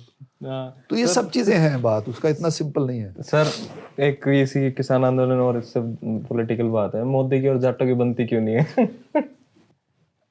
बनती है, हरियाणा के जाट तो खूब मोदी को मानते नहीं भी हैं। बनती। नहीं, वो हिस्टोरिकल रीजन अंदर है वाली ना। बात बताओ जरा। बता तो उसके बाद बताऊंगा। माइक उतारने का। नहीं, हरियाणा के जाट तो फिर भी एक सेक्शन उन्होंने कर लिया, पंजाब में और भी ज्यादा सिचुएशन बुरी है। अच्छा। हाँ। नहीं, हमारी अपनी एक कल्चर है, प्राइड का एक अलग से कल्चर है, तो वो कई हिस्टोरिकल रीजंस भी हैं, तो मतलब वो एक अलग किस्म की बात हो जाती है। I don't want to comment on this kind of very intimate political reasons. कि हमें काम भी करना है, नौकरी भी करना है। ओके, हाँ पूछना है का हाँ, सर, एक दो questions और थे। जैसे एक ये माना जाता है कि एक ये बिलीफ माना जाता है कि 20th सेंचुरी में जैसे क्लास जो कैटेगरी थी उसको डिसमेंटल करने के लिए कई कंट्रीज में रेवोल्यूशन हुई, जैसे कम्युनिस्ट सही बात, रेवोल्यूशन, सोवियत यूनियन में हुआ। इंडिया में कास्ट को डिसमेंटल करने के लिए या एनाइलेट करने के लिए कोई भी उस टाइप का सोशल रेवोल्यूशन नहीं हुआ, और उसकी वजह से कास्ट आज तक एग्जिस्ट कर रही है, आप कह रहे हो परसिस्ट कर रही है। तो जो उसका जो रेवोल्यूशन का जो बेसिस होना चाहिए, जो अम्बेडकर ने एक आइडिया दिया कि एजिटेट, एजुकेट एंड ऑर्गेनाइज, आज के टाइम में जो न्यू लिबरल एज में वो सोशल रेवोल्यूशन का बेसिस क्या होना चाहिए? अम्बेडकर का तो एक वो है, उन्होंने अपना एक स्टार्टिंग पॉइंट बताया, आज के टाइम में उसको हमें कैसे इवॉल्व करके यूज करना चाहिए? बहुत अच्छा सवाल है ये। अभी मैंने एक किताब एक मैंने वो मेरे को अवार्ड मिला था, मलकम आदिशेषे अवार्ड। अमर्त्य सेन वाला भी नहीं, मिला वो आपको? दूसरा मलकम आदिशेषे, तो उसके लिए मैंने एक आर्टिकल लिखा था on the futures of caste. तो वो अभी छपा है इकोनॉमिक एंड पॉलिटिकल वीकली में, पिछले महीने छपा है दिसंबर में। हाँ, तो जो रेवोल्यूशन इंडिया का हुआ है, और वो रेवोल्यूशन हुआ है कहीं ना कहीं से हमारा we have become a constitutional democracy. तो अगर कास्ट को इस टाइम पे जो एनिलेट करना है, वो हमारे पास ऑलरेडी स्टेट सिस्टम में इंस्टीट्यूशनलाइज हो चुका है। जो हमारा कॉन्स्टिट्यूशन है, जो हम नेशनलिज्म को जितनी बुराई कर लें, लेकिन नेशन स्टेट में क्यों लोग जो दलित हैं वो they look towards nation state या कॉन्स्टिट्यूशन की बात जो करते हैं, अपील इसीलिए है क्योंकि हमारा जो कॉन्स्टिट्यूशन है वो इक्वालिटी ऑफ स्टेटस की गारंटी देता है। तो अब कोई उस तरह से वायलेंट रेवोल्यूशन ना तो पॉसिबल है, ना ही उनकी ज़रूरत है। उस तरह के रेवोल्यूशन बहुत ज़्यादा प्रॉब्लम भी क्रिएट करते हैं, फिर नए डिक्टेटर आ जाते हैं, फिर उनसे निपटना बड़ा मुश्किल हो जाता है। तो लेकिन ये है कि उसके लिए लोगों को रेजिस्ट तो करना पड़ेगा। अब जो एक अचीवमेंट्स अभी भी किसी की हिम्मत नहीं है कि वो दलित को रिप्रेजेंटेशन ना दे। तो एक दलित की वॉइस ऑलरेडी आर्टिकुलेट हो रही है। इसी तरीके से ओबीसी ने भी अपना स्पेस बना लिया है क्योंकि उनके पास नंबर है, उनकी वॉइस भी आर्टिकुलेट हो रही है। तो हम रेवोल्यूशन को एक तो पुराना एक डेफिनेशन है कि फला 1905 से 7 तक क्रांति हुई, फिर 17-18 में क्रांति हुई, चीन क्रांति हुई। तो मेरे को लगता है revolution has to be in everyday life. उस हिसाब से मतलब वो स्ट्रगल चल रही है नॉन स्टॉप। हम जब बात भी कर रहे हैं, इसमें भी कहीं ना कहीं पे हम कोशिश कर रहे हैं। जो आपने सवाल पूछा है, इसमें भी होता क्या है कि समाज का क्या मतलब है? समाज का मतलब ये है कि एक खास किस्म का एक सिस्टम बनाना जिसमें हम एक नए तरह का नॉर्म बनाएं। हम यहाँ बैठ के आप मेरे से बात कर रहे हैं, आपने मेरी जात नहीं पूछी, मैंने आपकी नहीं पूछी, आपने अपने आप को सांगवान बताया, लेकिन जोत का कास्ट नेम नहीं है। मैं गेस करता हूँ सांगवान जाट हो सकते हैं, लेकिन सांगवान तो दलित भी लिख सकता है अपने आप को, राइट? कोई भी हो सकता है, मेरे को उनकी बात मालूम नहीं है, इनकी मालूम नहीं है। तो कहीं ना कहीं से एक नया सेकुलर स्पेस इवॉल्व हो रहा है इंडिया में, और उसमें जिनको जरूरत है उस इक्वालिटी की, उसको पुश भी कर रहे हैं। लेकिन उसके नुकसान भी बहुत हुए हैं, मतलब in the sense that recent देखा जाए तो सेटबैक भी बहुत लगे हैं उस क्रांति। अच्छा। तो वो जो क्रांति में जिस तरह से अब न्यू लिबरल कैपिटलिज्म आ गया, तो उसमें स्टेट की जो है रिसोर्सेज बहुत वीक हो गए हैं। अब पहले रिजर्वेशन होती थी, रिजर्वेशन के लिए नौकरी तो चाहिए ना, तभी रिजर्वेशन होगी। अब पूरा पब्लिक सेक्टर खत्म हो गया है। इवन जो सरकारी नौकरियां हैं, जैसे यूनिवर्सिटी में हमारे सिक्योरिटी एम्प्लॉयज हैं, इसको भी प्राइवेटाइज कर दिया आपने, इसको एजेंसीज को दे दिया। एजेंसीज में रिजर्वेशन नहीं है। अब रिजर्वेशन कोई अपने आप में कोई बहुत बड़ी चीज़ नहीं है, बढ़िया चीज़ नहीं है, उससे कोई सॉल्यूशन नहीं निकलते। लेकिन रिजर्वेशन से एक नई क्लास इवॉल्व होती है जो उस कम्युनिटी के इंटरेस्ट को आर्टिकुलेट करने लगती है। अच्छा। और वो ऑलरेडी हो भी चुकी है 1990s में, जिस तरह से अंबेडकर को लेके उसकी सिंबॉलिक वैल्यू बढ़ी, उसके नाम को लेके लोग स्ट्रगल भी कर रहे हैं। तो एवरीडे स्ट्रगल है लोगों की, लेकिन अभी तो इनइक्वालिटी बढ़ रही है। तो अगर ये सोचें कि हाँ भाई सिर्फ कास्ट रिचुअल स्टेटस के बारे में है उससे कुछ होगा नहीं। हम्म, हमें ये एक्सेप्ट करना पड़ेगा कि कास्ट अपने आप में एक धरातल की सच्चाई है जो हमारी इकोनॉमी को स्ट्रक्चर करती है, जो हमारे मार्केट को स्ट्रक्चर करती है, जो हमारी पॉलिटिक्स को स्ट्रक्चर करती है, जो हमारी नेबरहुड्स को स्ट्रक्चर करती है। ओके सर, तो इसमें उसके लिए फिर आपको एक बड़े अलग तरीके का एक पुश देना पड़ेगा जिससे लोग तरीके से अपने आप को they begin to see each other as human beings. Equality तो बड़ी दूर की बात है तो ये एटर्नल है फिर? ना, बिल्कुल नहीं है। That's what I am saying. वो मेरा आर्टिकल में यही कहते हैं कि इटर्नल बिल्कुल नहीं है, लेकिन जो टारगेट करने के लिए आपको, जैसे reservation is a very good method, affirmative action हो, एजुकेशन की बात कर रहे थे हम, क्योंकि हमारे यहाँ और तो कोई तरीका है नहीं अपॉर्चुनिटी लेने का। जो अम्बेडकर एजुकेट एजुटेट की बात करें, बिल्कुल सही है। एजुकेशन करके कितने लोग कहाँ से कहाँ पहुँच गए। बहुत सारे लोग हमारे यहाँ प्रोफेसर्स हैं दलित बैकग्राउंड से या ओबीसी बैकग्राउंड से, because of education they have been able to reach here. अलग अलग तरीके से एंटर कर रहे हैं, बिजनेस में भी एंटर कर रहे हैं। लेकिन उस स्ट्रक्चर को एक्सपैंड कैसे करोगे? किसी ना किसी लेवल पे जो सोशल कल्चरल इनइक्वालिटी इंडिया में पहले से बहुत कम है। आप गांव में चले जाओगे, कोई किसी की परवाह नहीं करता। कोई ये नहीं है कि हाँ भाई तुम्हारा दादा गाँव का चौधरी था, सारे डरते थे उससे। अब तुम जाओगे, कोई नहीं डरेगा तुम्हारे से। वो डर अगर बनाना है तो पहले जाके वहां 20 दिन बैठ के खूब पिटाई विटाई करनी पड़ेगी। तो उसमें हो सकता है तुम्हारी भी पिटाई हो जाए, भाग भी जाओ। तो वो एक कल्चर चेंज हो गया है। तो वो जो पुराना एक एज्यूम्ड स्ट्रक्चर था which was very violent, which was very unfair, अब वो इतना आसान नहीं है। और वो असर्शन हो रहा है, हर किस्म से असर्शन हो रहा है, हर तरफ से हो रहा है। सर, दो तीन चीजें और हैं जब कास्ट के बारे में बात होती है, तो ये भी है कि भाई अगर इंडिया को अगर आपको समझना है तो कास्टिज्म को समझना पड़ेगा, जैसे आपने अभी बताया कि सोशली इकोनॉमिकली। और दूसरा ये भी है कि भाई इंडिया में डेमोक्रेसी सस्टेन कर रही है, उसमें भी कास्टिज्म एक बहुत बड़ा रीजन है, क्योंकि आपको कहीं ना कहीं लगता है कि हमारे वालों की भी कभी ना कभी बारी आ जाएगी, एक होप वो दिखती है।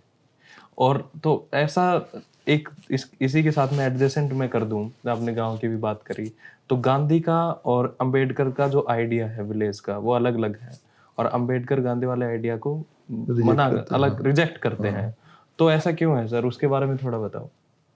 नहीं, गांधी जो है ना, वो गांधी को गांव का कुछ पता नहीं था ज्यादा। नेहरू को भी नहीं पता था। नेहरू को भी पता नहीं था, सही बात है। मैंने एक आर्टिकल लिखा भी है, नेशन एंड विलेज, मेरी किताब है इंडियन विलेज। उसी में पूछ। तो वो क्या है कि जो आज़ादी का आंदोलन था, उसमें जो लोगों ने अपनी समझ बनाई देश के बारे में, हमारे समाज के बारे में, तो वो उसके सोर्सेज क्या थे। अब गांधी, नेहरू, इनकी पढ़ाई किसने की? पढ़ाई तो अंग्रेजों ने बनाया, स्कूलों में गई, फिर बाहर चले गए। तो एज सच कोई इनकी अपनी डायरेक्ट एक्सपीरियंस बहुत कम था। नेहरू जब आता है देश में तो फिर पहले किताब लिखता है ईमानदारी से, डिस्कवरी ऑफ इंडिया। इसका मतलब उसको पता नहीं था इंडिया क्या है।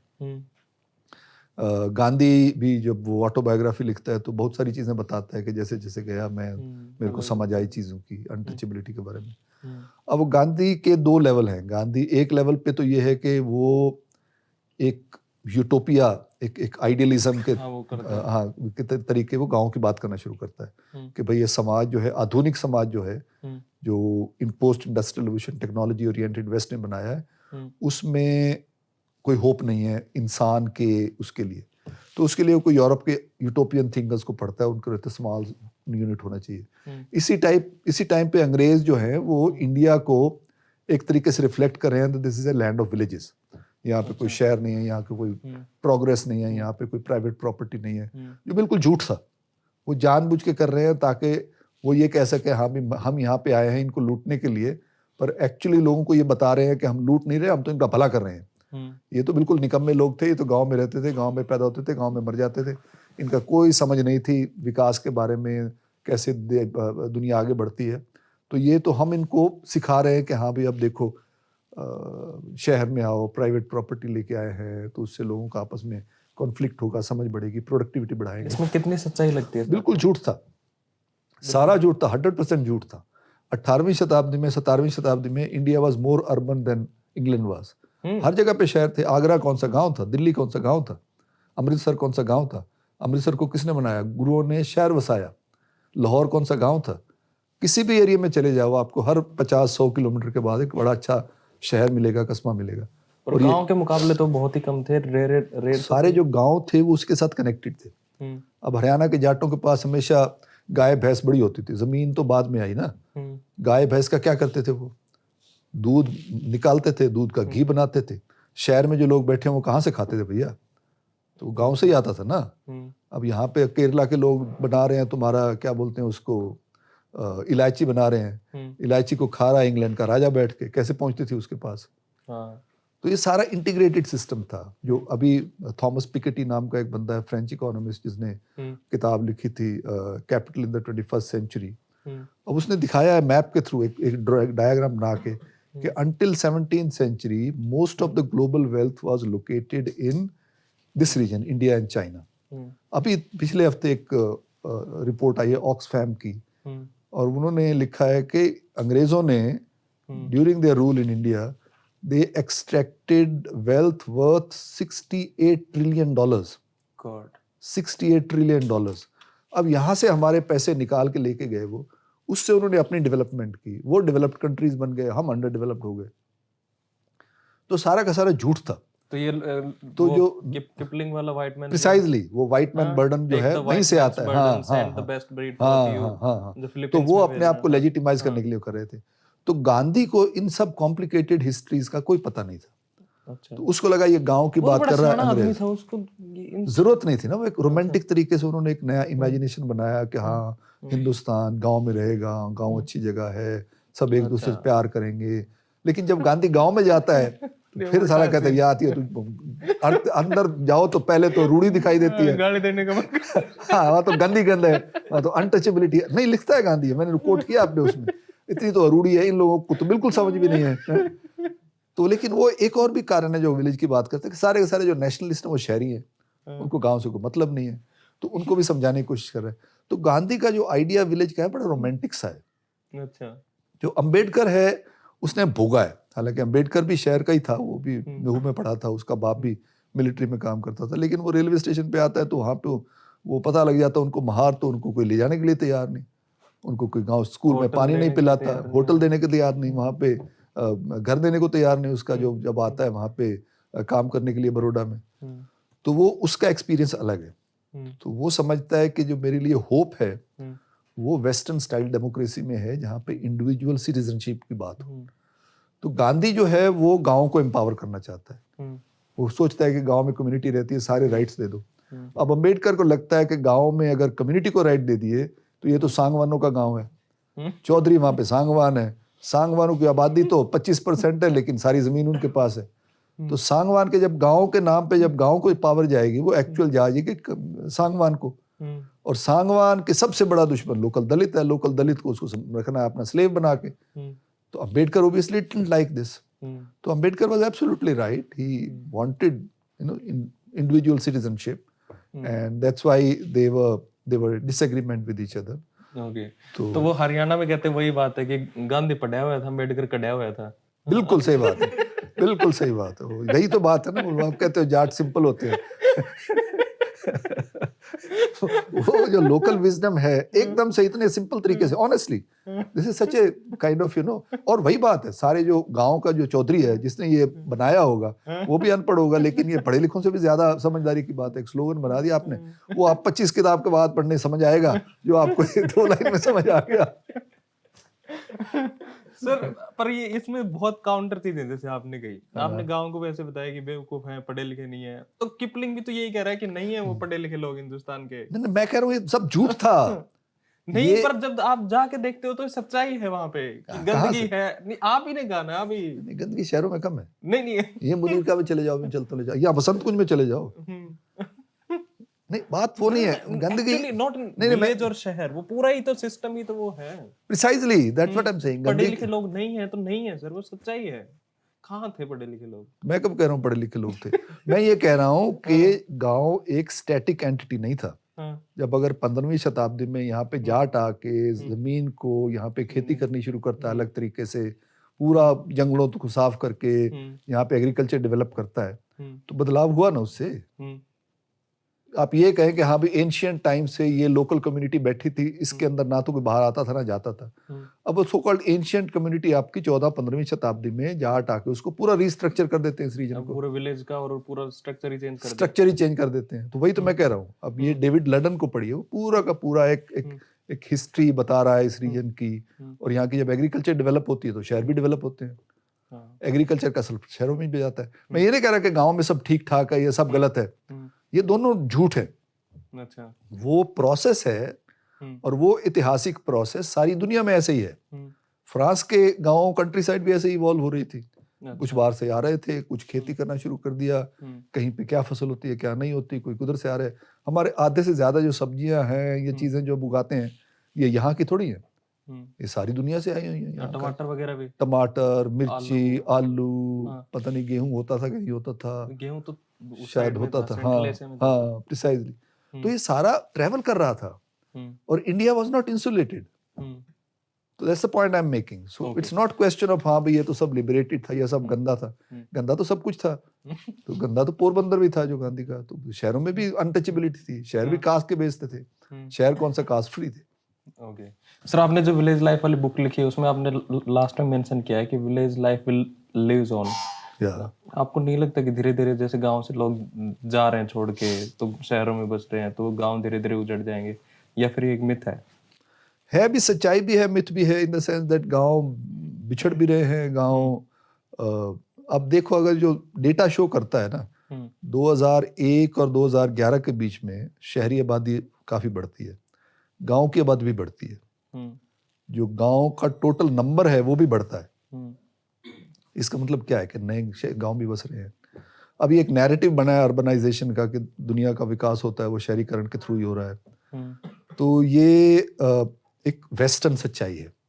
अच्छा। हमारा जो सिस्टम जिस तरह से विकसित होगा हमें मालूम नहीं। आज के दिन जो है गांव में, जो आज से 100 साल पहले जितनी पॉपुलेशन थी उससे 5 गुना ज्यादा लोग गांव में रहते हैं। वो तो पॉपुलेशन बढ़ी है। पॉपुलेशन बढ़ी है। कल को अगर पॉपुलेशन श्रिंक होनी शुरू हो जाती है, अभी पिछले 10-12 साल का जो प्रोसेस देखो, खास तौर पे जो पोस्ट कोविड ग्लोबली पॉपुलेशन का डायरेक्शन रिवर्स हुआ है। अभी जो गांव की आबादी जो 2012-13 से उससे ज्यादा है, शहरों की आबादी शायद कम हुई है। तो रूरलाइजेशन भी शुरू हुआ है। तो मैं ये कह रहा हूँ कि गांव और शहर का जो अपने आप में एक बाइनरी बना रखी है वो गलत है। These are special processes. बहुत सारे लोग हैं जो दिल्ली से निकल के भोपाल के पास खरीद रहे हैं जमीन, जिसके पास पैसा, वहीं से काम कर रहे हैं, वहीं से बैठेंगे छोटा सा यहाँ पर सर रूरल टू अर्बन के साथ साथ रूरल टू फॉरेन माइग्रेशन भी हो रहा है। रूरल टू फॉरेन भी हो रहा है। अब ट्रम्प आ गया तो फॉरेन टू रूरल भी आएगा। मतलब वो तो कंटीजेंसीज है ना, कोई इनएविटेबिलिटी थोड़ी है। अब कनाडा में पहले जा रहे थे पंजाब से लोग, अब कोई नहीं जाता कनाडा में, कुछ है ही नहीं वहां पे। सर एक इंटरेस्टिंग क्वेश्चन है आपके लिए। ट्रम्प के गुण किस भारतीय नेता से मिलते हैं? तुम्हारे से मिलते हैं। आप नहीं, मेरे लिए नहीं, अंदर की बात नहीं है मेरे लिए। नहीं, एज ए सोशियोलॉजिस्ट मेरे लिए ट्रम्प इज ए प्रोसेस। अच्छा। लाइक हमारे यहाँ Narendra Modi is a process. वो ऐसे नहीं आ जाते, नहीं ऐसे नहीं आ जाते, वो कहीं से नहीं आ जाते। वो हमारे समाज में उस तरह का सेंटिमेंट होता है। अमेरिका में 50%, 49 समथिंग % लोगों ने ट्रम्प को वोट दिया। और ट्रम्प कोई उनके पास अननोन कमोडिटी नहीं है कि पहले उनको पता नहीं था। हमारे यहाँ अगर हिंदू राइट विंग को वोट मिल रहा है तो उसके लिए पीछे कोई कहीं ना कहीं कल्चरल रीजन, हिस्टोरिकल रीजन है। वो चाहे काम कर रहे हो, चाहे लोगों की एंजाइटी हो, कुछ भी हो। तो इसको समझना पड़ेगा। As a social scientist I don't dismiss this processes. एक ट्रांजिटरी फेज, हर फेज ट्रांजिटरी फेज है। अच्छा, हर फेज ट्रांजिटरी फेज। हाँ, इसीलिए मैं कह रहा हूँ कि अर्बनाइजेशन इनएविटेबल नहीं है। Migrations from India to west inevitable नहीं है। पहले हमारे यहाँ आबादी इतनी ज्यादा क्यों है? एक कारण ये भी है कि हिस्टोरिकली ये तो अभी 18वीं शताब्दी के बाद ही आया ना। वेस्ट का राइज तो हुआ है 19वीं शताब्दी के बाद। उससे पहले this was one of the most prosperous region. अब जब बात कर रहे थे, लोग अलग अलग जगह से यहाँ पे आ रहे थे, इसलिए तो यहाँ की आबादी बढ़ गई। ठीक बात है। ये रीजन ही है ना सबसे ज्यादा जहाँ पे आबादी है दुनिया की। साउथ एशिया, चाइना, यही रीजन है ना। यही रीजन सबसे प्रोडक्टिव था। ठंड इतनी होती है वहाँ, कुछ उपज ही नहीं होती थी पहले तो कितने लोग रहेंगे हैं? वैसे मर जाएगा आदमी, वैसे मर जाएगा वहाँ पे आदमी। अपने वाले क्यों नहीं गए इस साइड उस साइड? ये इनका दिमाग ही नहीं था कि रहने दो यार, कहाँ जाओगे? नहीं वो नहीं कहना, समझदार थे उस टाइम पे, यहीं पे तो प्रोडक्टिविटी थी। अच्छा, अब वहाँ हो रही है तो वहाँ पे कर भी रहे हैं कॉलोनाइज। आप अच्छा, इंग्लैंड में जाइए, बर्मिंघम में जाइए, वहाँ पे ज्यादा सरदार मिलेंगे आपको जितने दिल्ली में मिलेंगे। no, तो जा भी रहे हैं, नहीं जा रहे, क्यों नहीं जा रहे, सब कोई जा रहा है। अभी थोड़े दिन में देखना ये international border will become irrelevant. लोगों को ऑफिशियली कॉन्कर कर रहे हैं। कॉन्कर की बात नहीं है। जाके अब वहाँ सबसे बड़ा प्रॉब्लम दुनिया में क्या होने जा रहा है, हम्म, सबसे बड़ा प्रॉब्लम आज से 20 साल के अंदर अंदर सबसे बड़ा प्रॉब्लम हो रहा है ह्यूमन बींग्स का, हाँ, ये पॉपुलेशन का। करेंगे क्या इतने लोगों का? नहीं लोग ही नहीं होंगे। अच्छा, लोग ही नहीं होंगे। पॉपुलेशन डिक्लाइन ऑलरेडी शुरू हो गया, चाइना में डिक्लाइन शुरू हो गया है, जापान में डिक्लाइन शुरू हो गया है, वेस्ट में अपने वाला तो बढ़ रहा है। बढ़ रहा है ना, अच्छी बात है, रिसोर्स है तुम्हारा। ये कहाँ जाएंगे, सारे बुलाएंगे इनको, आओ भाई आओ पढ़ो, हैं? ब्याह शादी में भी काम आएंगे। सब कुछ काम आएंगे। तो नहीं, हॉनेस्टली अभी हमारे यहाँ भी कम हो रहे हैं कई रीजन्स में। पंजाब की पॉपुलेशन जो है वो लोगों एक तो बच्चा हो रहा है। अब आपको रिप्लेसमेंट के लिए 2 चाहिए, जो सारे के सारे लोग थोड़े पढ़े लिखे हैं, समझदार हैं, थोड़ा जिनका अपनी लोग, बहुत सारे तो लोग शादी ही नहीं करते आजकल। हाँ, अब कोरिया वगैरह में उन्होंने इंसेंटिवाइज किया कि हाँ भी तुम शादी कर लो, तुम IIT बच्चा वाले बाबा बन गया एक वो हाँ, हरियाणा हाँ, वाला जाट वाला लड़का। हाँ, बहुत सारे हैं जो लोग आजकल शादियां नहीं करें, शादी करेंगे तो 1 बच्चा करेंगे, हम्म, मैक्सिमम 2 करेंगे, हम्म, 3 वाला तो बहुत कम होगा। तुम्हारा अपने रिश्तेदार, मेरे रिश्तेदार में एक मेरी बहन है जिसके 3 बच्चे हैं, और कोई रिश्तेदारी में 3 बच्चे वाला नहीं है, 1 2 बस ऐसे ही है। आप जरा अपने से 1-2 पीढ़ी ऊपर देखो फिर। हाँ वही ना, कंपेयर करके देखो, 8, 9, 8 10 12 15 कितना कम हुआ है। तो पॉपुलेशन यहाँ भी कम श्रिंक हो रही है, हाँ, जो ग्रोथ रेट है वो बहुत रैपिडली डिक्लाइन हो रहा है। पिछले 20 साल में मुसलमानों में जो ग्रोथ रेट बहुत डिक्लाइन हुआ है, सबसे ज्यादा डिक्लाइन उन्हीं में हुआ है, क्योंकि हाई था। हाई इसलिए था क्योंकि वो अगर बिहार के गांव में जाओ वहां भी हाई था, तो इनसिक्योरिटी है, पता नहीं बच्चा जन्मे जिएगा कि नहीं जिएगा। तो 5-7 सॉरी मैंने रोक दिया, इंटरेस्टिंग क्वेश्चन याद आ रहा था। आप पंजाब यूनिवर्सिटी से पढ़े हो, और पंजाब यूनिवर्सिटी स्टार्ट हुई वहां से, दूसरे साइड वाले लाहौर से 1882 से। और एक मिस्टर थॉम्पटन थे, थॉम्पटन इफेक्ट जिन्होंने दिया, वो प्रोफेसर थे पंजाब यूनिवर्सिटी में, जिनको बाद में नोबेल में मिला। तो 1950s तक ये सारा सीन रहा, एक अच्छी लेवल की एजुकेशन वहाँ पे थी। उसके बाद अपने वाले साइड में आई, चंडीगढ़ में आए, और वो सारा सीन हुआ, एक अच्छा रिफॉर्म हुआ। उस साइड में अगर अपन देखते हैं तो वहां तो सर 80s तक तो PhD ही नहीं था कोई, 50 से 80 के बीच में कोई PhD नहीं था। ये अब्दुल सलाम कहते हैं ये बात। बिल्कुल सही बात है। और अपने वाला एरिया जो पंजाब यूनिवर्सिटी का था, वहाँ थोड़ा सा एजुकेशन में रिफॉर्म्स हुआ, ये सारा हुआ। तो आप इसको कैसे देखते हो एजुकेशन रिफॉर्म्स को? अभी ना जो पॉलिटिकल क्लास है उस पर बहुत डिपेंड करता है, जो क्योंकि Pakistan became an Islamic state, सारा वायलेंस हुआ उसके साथ, वहाँ का पूरा सोशल सिस्टम निकाल दिया उन्होंने, लोगों को निकाल दिया, नया इलीट आता है उनका, अभी भी स्ट्रगल कर रहे हैं उसके साथ। हमारे यहाँ भी उसका असर हुआ है, लेकिन हमारे यहाँ इनिशियली फर्स्ट जनरेशन ने बहुत अच्छे इंस्टीट्यूशन बना लिए थे। आज के दिन वही Punjab university, Kurukshetra university, Punjabi university, उनकी हालत अच्छी नहीं है। हमारे ये प्रोफेसर रोमिला थापर कुरुक्षेत्र यूनिवर्सिटी में हुआ करते थे। मतलब ये नहीं कि वो सारी regional universities, Punjabi university Patiala में बहुत अच्छे अच्छे लोग लाए थे ये। चंडीगढ़ पंजाब यूनिवर्सिटी में जहाँ मैं पढ़ा हूँ, वहाँ पे सारे डिपार्टमेंट बड़े बड़े थे। हमारे यहाँ 22-23 फैकल्टी मेंबर थे सोशियोलॉजी में। सेमिनार होता था, बाहर खड़े होने की जगह नहीं मिलती थी। वो आरपी बाम्बा वहाँ पे थे, बड़े वेल नोन मैथमेटिशियन। हाँ, वो खुराना भी वहाँ से पढ़ा, उनको भी नोबेल प्राइज मिला, और भी बहुत सारे लोग निकले वहाँ से। ये जिसके नाम पे ये अवार्ड है जो देते हैं साइंस में सबसे बड़ा अवार्ड, वो भी वहीं से था, भटनागर। अच्छा, बहुत बड़े बड़े लोग निकले हैं। जो ये जिसने वो अभी जिनका डेथ हुआ था, वो सरदार कैलिफोर्निया में थे, वो भी वहीं से पढ़े हुए थे। तो मनमोहन सिंह भी पंजाब, मनमोहन सिंह तो मोस्टली यहाँ पंजाब में थोड़ा आगे उन्होंने काम किया, पढ़े तो वो ऑक्सफोर्ड और कैम्ब्रिज से थे, तो लेकिन पहले तो यहीं से निकले थे सारे। तो अब वो हम इंस्टीट्यूशन को डिस्ट्रॉय कर रहे हैं। अब तो आप जहाँ बैठे हैं इसमें भी तो गड़बड़ हो रही है। प्रिसाइजली 20 साल में जो हमारे इंस्टीट्यूशंस हैं, वही तो जो बात कर रहे थे, ये जो काउंटर रेवोल्यूशन, डायरेक्शन कौन सी लेते हैं आप? अब प्राइवेट यूनिवर्सिटी में जाइए अगर आपको पढ़ना है तो, नहीं तो ब्रॉड जाइए। तो पढ़ने की क्या जरूरत है? मतलब पढ़ाई की वैल्यू ही कम कर रहे हैं, तो उससे क्या होगा, जो मोबिलिटी पैटर्न बदल जाएंगे। लेकिन इसके लिए लोगों को करना पड़ेगा, यंगर जनरेशन को कुछ करना पड़ेगा। सर आपने बड़ी इंटरेस्टिंग बात की, Islamic state Pakistan 2 nation theory, वो 1947 में पाकिस्तान के साथ हुआ, अब वो इंडिया में हो रहा है, वो 2 नेशन थ्योरी वाला, कि इंडिया हिंदू राष्ट्र। तो वो तो सफर करके उजड़ लिए एक बार के लिए। तो हमारे यहाँ भी हो ही रहा है ना। हाँ, तो हमारे यहाँ ये अब हो रहा है, इसको आप किस तरीके से देखते हो? नहीं, हमें तरीका जो आप बात कर रहे हैं बिल्कुल सच्चाई है उसमें। अब ठीक है, उसका एक प्रोसेस है, मेरे को लगता है इंडिया उसके साथ स्ट्रगल भी करेगा, लेट्स सी क्या होता है, मतलब डिपेंड करता है। अगर इंडिया के लोगों को अपना फ्यूचर देखना है तो इन चीज़ों को समझना पड़ेगा। ओके तो इनको सर, समझ के हमारा जो आखिरी एलीट प्रोसेस है। एक दो क्वेश्चन, टाइम हो गया, टाइम काफी हो गया। Are you religious person? Well किसी ना किसी लेवल पे यस, मैं पगड़ी बांधता हूँ, गुरुद्वारे जाता हूँ। मेरे को लगता है religion is very important thing in life. कौन है आपका एक परसेप्शन जो डिवाइन पावर का है? मैं भी सिख हूँ, बाबा नानक। मैं तो सिखिज्म के अलावा मैं किसी और चीज को नहीं मानता। ठीक है, लेकिन सबका रिलीजन अलग अलग होता है। आप बातें तो वो सारी वो काउंटर वाली बात कह रहे थे क्या कि क्या कि जाटों का क्या धर्म और ये वो सारी चीजें। तो जो एक एक रिलीजियस रिलीजियस आइडेंटिटी होती है, जो मतलब एक प्रकार का, मैं हार शब्द करूं, एक ढोंग होता है, तो उससे परे होगी रिलीजन को मानने वाला। नहीं, ऐसा कोई बात नहीं। मेरे को नहीं लगता कि वो कोई ढोंग वाला अलग होता। रिलीजन सी, मैं सोशियोलॉजिस्ट भी हूँ। I understand how religions come into being. कोई ऐसा कोई वो नहीं है, लेकिन हमारा एक फेथ सिस्टम हर किसी का होता है। हर कल्चर में as human beings we cultivate all kinds of ideas. अगर हम वो नहीं रखेंगे तो फिर तो हम अपने माँ को भी इंस्ट्रूमेंटली ट्रीट करने लगेंगे। हमारे रिलेशनशिप्स जो हैं उसमें भी सेक्रेडनेस है, उसमें भी एक स्पिरिचुअलिटी है। हम अपने आप को जिस तरह से रिलेटेड करते हैं उसमें भी हमें मालूम है कि ये मेरा जो सेल्फ है ना, इसको मैंने वायलेट कर दिया तो फिर मैं अपना मुंह में शीशा नहीं देख सकता। वो कौन है? वो आप खुदा कह लो, अपना सुपर ईगो कह लो, जो मर्जी कह लो, नाम उसका जो मर्जी दे लो, लेकिन we have to also be moral.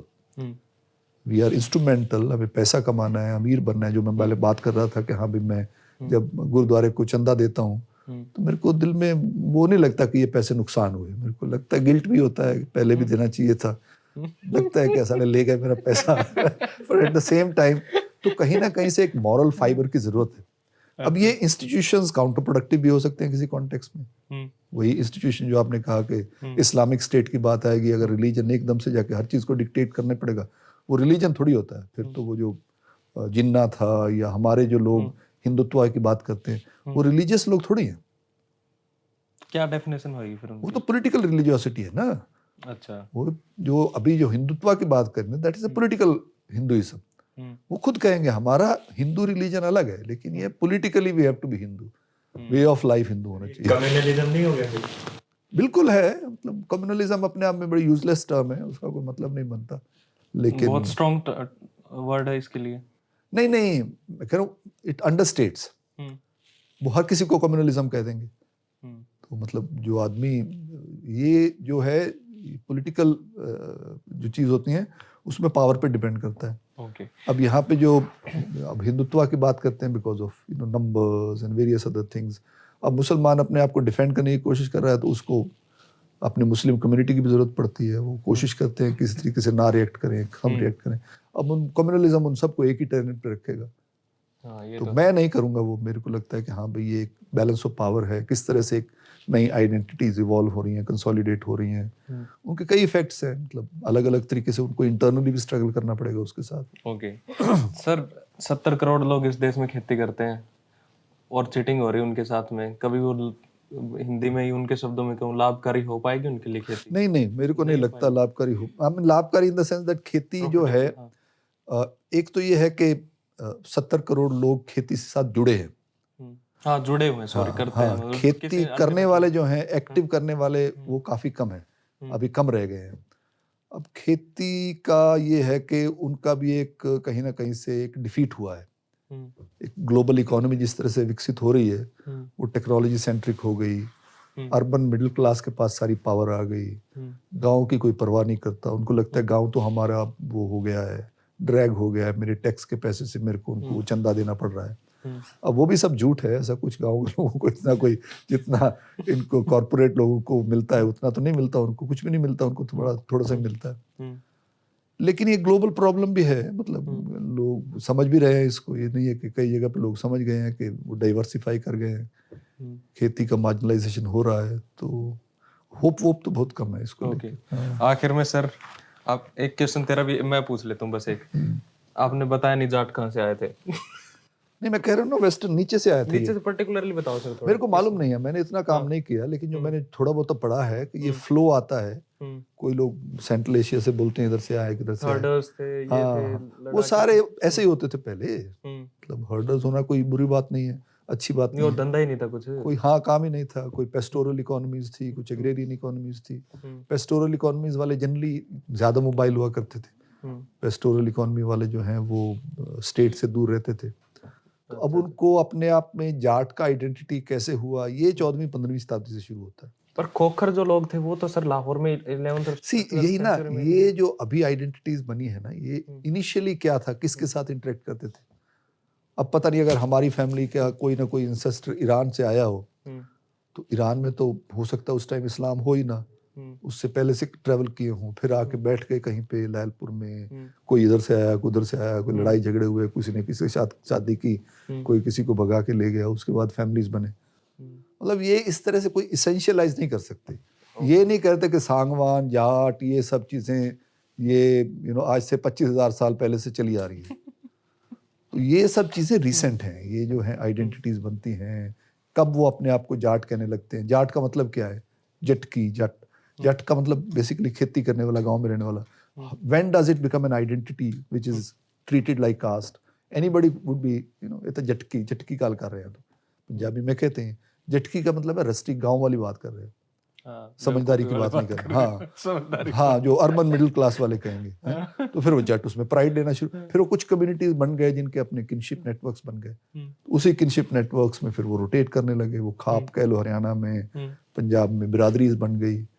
तो वो फिर उससे जैसे स्टेट फॉर्मेशन होता है, वो बिरादरी फॉर्मेशन हो रहा है। फिर वो एक दूसरे को सपोर्ट कर रहे हैं, तो फिर उनका एक अपना अलग किस्म का जो सॉवरेनिटी। हमारे यहाँ सिविलाइजेशन भी तो बहुत रही है सर, हड़प्पा से लेकर पुराना। वही ना, civilisation is the wrong word, but अलग अलग तरह से फ्लोज हैं जो आते हैं। जो फ्लोज हैं, मतलब मोस्टली हमारा जो कनेक्शन है ये जो वेस्टर्न साइड है उससे ज्यादा है, ईस्टर्न साइड से हमारा कम है। तो फ्लोज जो इसका, सारा ये लैंड एरिया कॉमन है ना। अब इंडिया से जाओ, पाकिस्तान, ईरान, इराक, आगे चलते चलते यूरोप तक चले जा सकते हैं। तो वो अलेक्जेंडर जब आया था, तो पंजाब इसलिए तो सेंटर में पड़ता है ना। तो इस साइड में पंजाब तो पंजाब था, अब पंजाब इंडिया हो गया, लेकिन अभी भी आधा ही पंजाब, 1/3 पंजाब इंडिया है ना। बाकी तो उधर। तो ये रास्ता था। तो ये मेन लैंड इंडिया, तो यहाँ जो गंगी जमनी जिसको कहेंगे, ये सब चीजें, तो वो कई कई तरीके से फ्लोज चल रहे थे। उधर से भी लोग आ रहे थे। आपके मुगल जो आए हैं वो मंगोलिया से आते हैं। वो अकेले थोड़ी आए होंगे, उनके साथ और भी कई मूवमेंट चीजें आई होंगी, लोग बाग आए होंगे। किनको लगा कि हाँ भाई, जैसे अब कह रहे हैं कि हाँ भाई वो गए, अंग्रेज ले गए उनको, सरदारों को लगा हाँ ये तो अच्छी जगह, यहीं रह जाओ। अब उनकी फौजें आई उनके साथ में, उनको लगा यार यहाँ तो खेती वेती अच्छी हो जाएगी, यहीं रह जाते हैं, हमारे से तो अच्छा, यहाँ पे रोटी तो मिल ही जाएगी। तो फिर सर नेशन और नेशनलिज्म तो जो टैगोर कहते हैं वो कोई चीज ही नहीं था। नहीं, वो है, वो आती है ना अभी तो 19th सेंचुरी में है। अब पूरी की पूरी दुनिया का जो स्ट्रक्चर है वो नेशन स्टेट के अराउंड ही है। अभी everyone lives in a nation state. वो वेस्टफैलिया के बाद हुआ है या अभी 100-200 सालों में 1648 के बाद? नहीं, ये तो रिसेंटली है। ये तो भैया सेकेंड वर्ल्ड वॉर के बाद जब यूनाइटेड नेशंस बनता है, उसी टाइम पे every region becomes a nation state. अच्छा, उससे पहले सबसे पहले शुरू होता है अमेरिका की रेवोल्यूशन के बाद, जब वो कॉन्स्टिट्यूशन बनाते हैं अपना। तो America is the first democracy, first what is constitutional democracy. फिर यूरोप में I think middle of the 19th वो लीग ऑफ नेशन बनता है, I think early 20th century में। लीग ऑफ नेशंस का मतलब है फिर आपस में उनकी बाउंड्री बननी शुरू होती है। लेकिन ये जो मैप आज का है, ये तो मिड 20th सेंचुरी का मैप है। अच्छा, यूएन के बाद का है। ओके, हाँ भाई। हाँ सर, एक जैसे क्वेश्चन है कि हिंदू राष्ट्र की बात की हमने, तो जैसे अम्बेडकर बोलते हैं कि इफ हिंदू राष्ट्र does come into fact, it will be the greatest calamity in this country। तो एक जो आज के टाइम में, जैसे गांधी के यूटोपिया की, विलेज यूटोपिया की बात की हमने, तो आज के टाइम में एक यूटोपिया ये भी है कि हिंदू राष्ट्र बने। तो मेरा एक पहला सवाल तो ये कि हिंदू राष्ट्र में कास्ट कैसे ऑपरेट करेगी। दूसरा, आपको बताना पड़ेगा, आंसर देने पड़ेंगे दोनों।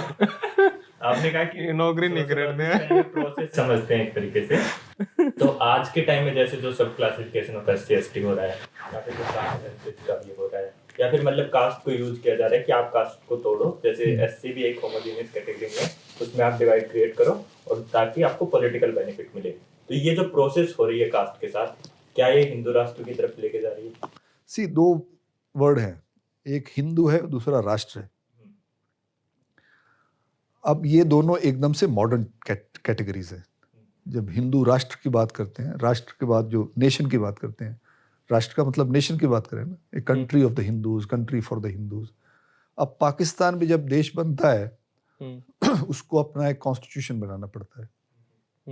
कॉन्स्टिट्यूशन में कहीं ना कहीं से every resident of Pakistan becomes a citizen of Pakistan, irrespective of their identities, man और वुमेन। ठीक है, आप मुसलमानों को आप तरजीह देंगे, लेकिन जो मुसलमान के आगे नहीं जा सकते।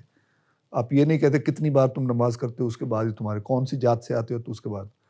सो जो राष्ट्रवाद है उसमें दो चीज़ें हैं। मैं जो थियरी है उसमें it's a kind of, it has two faces against each other.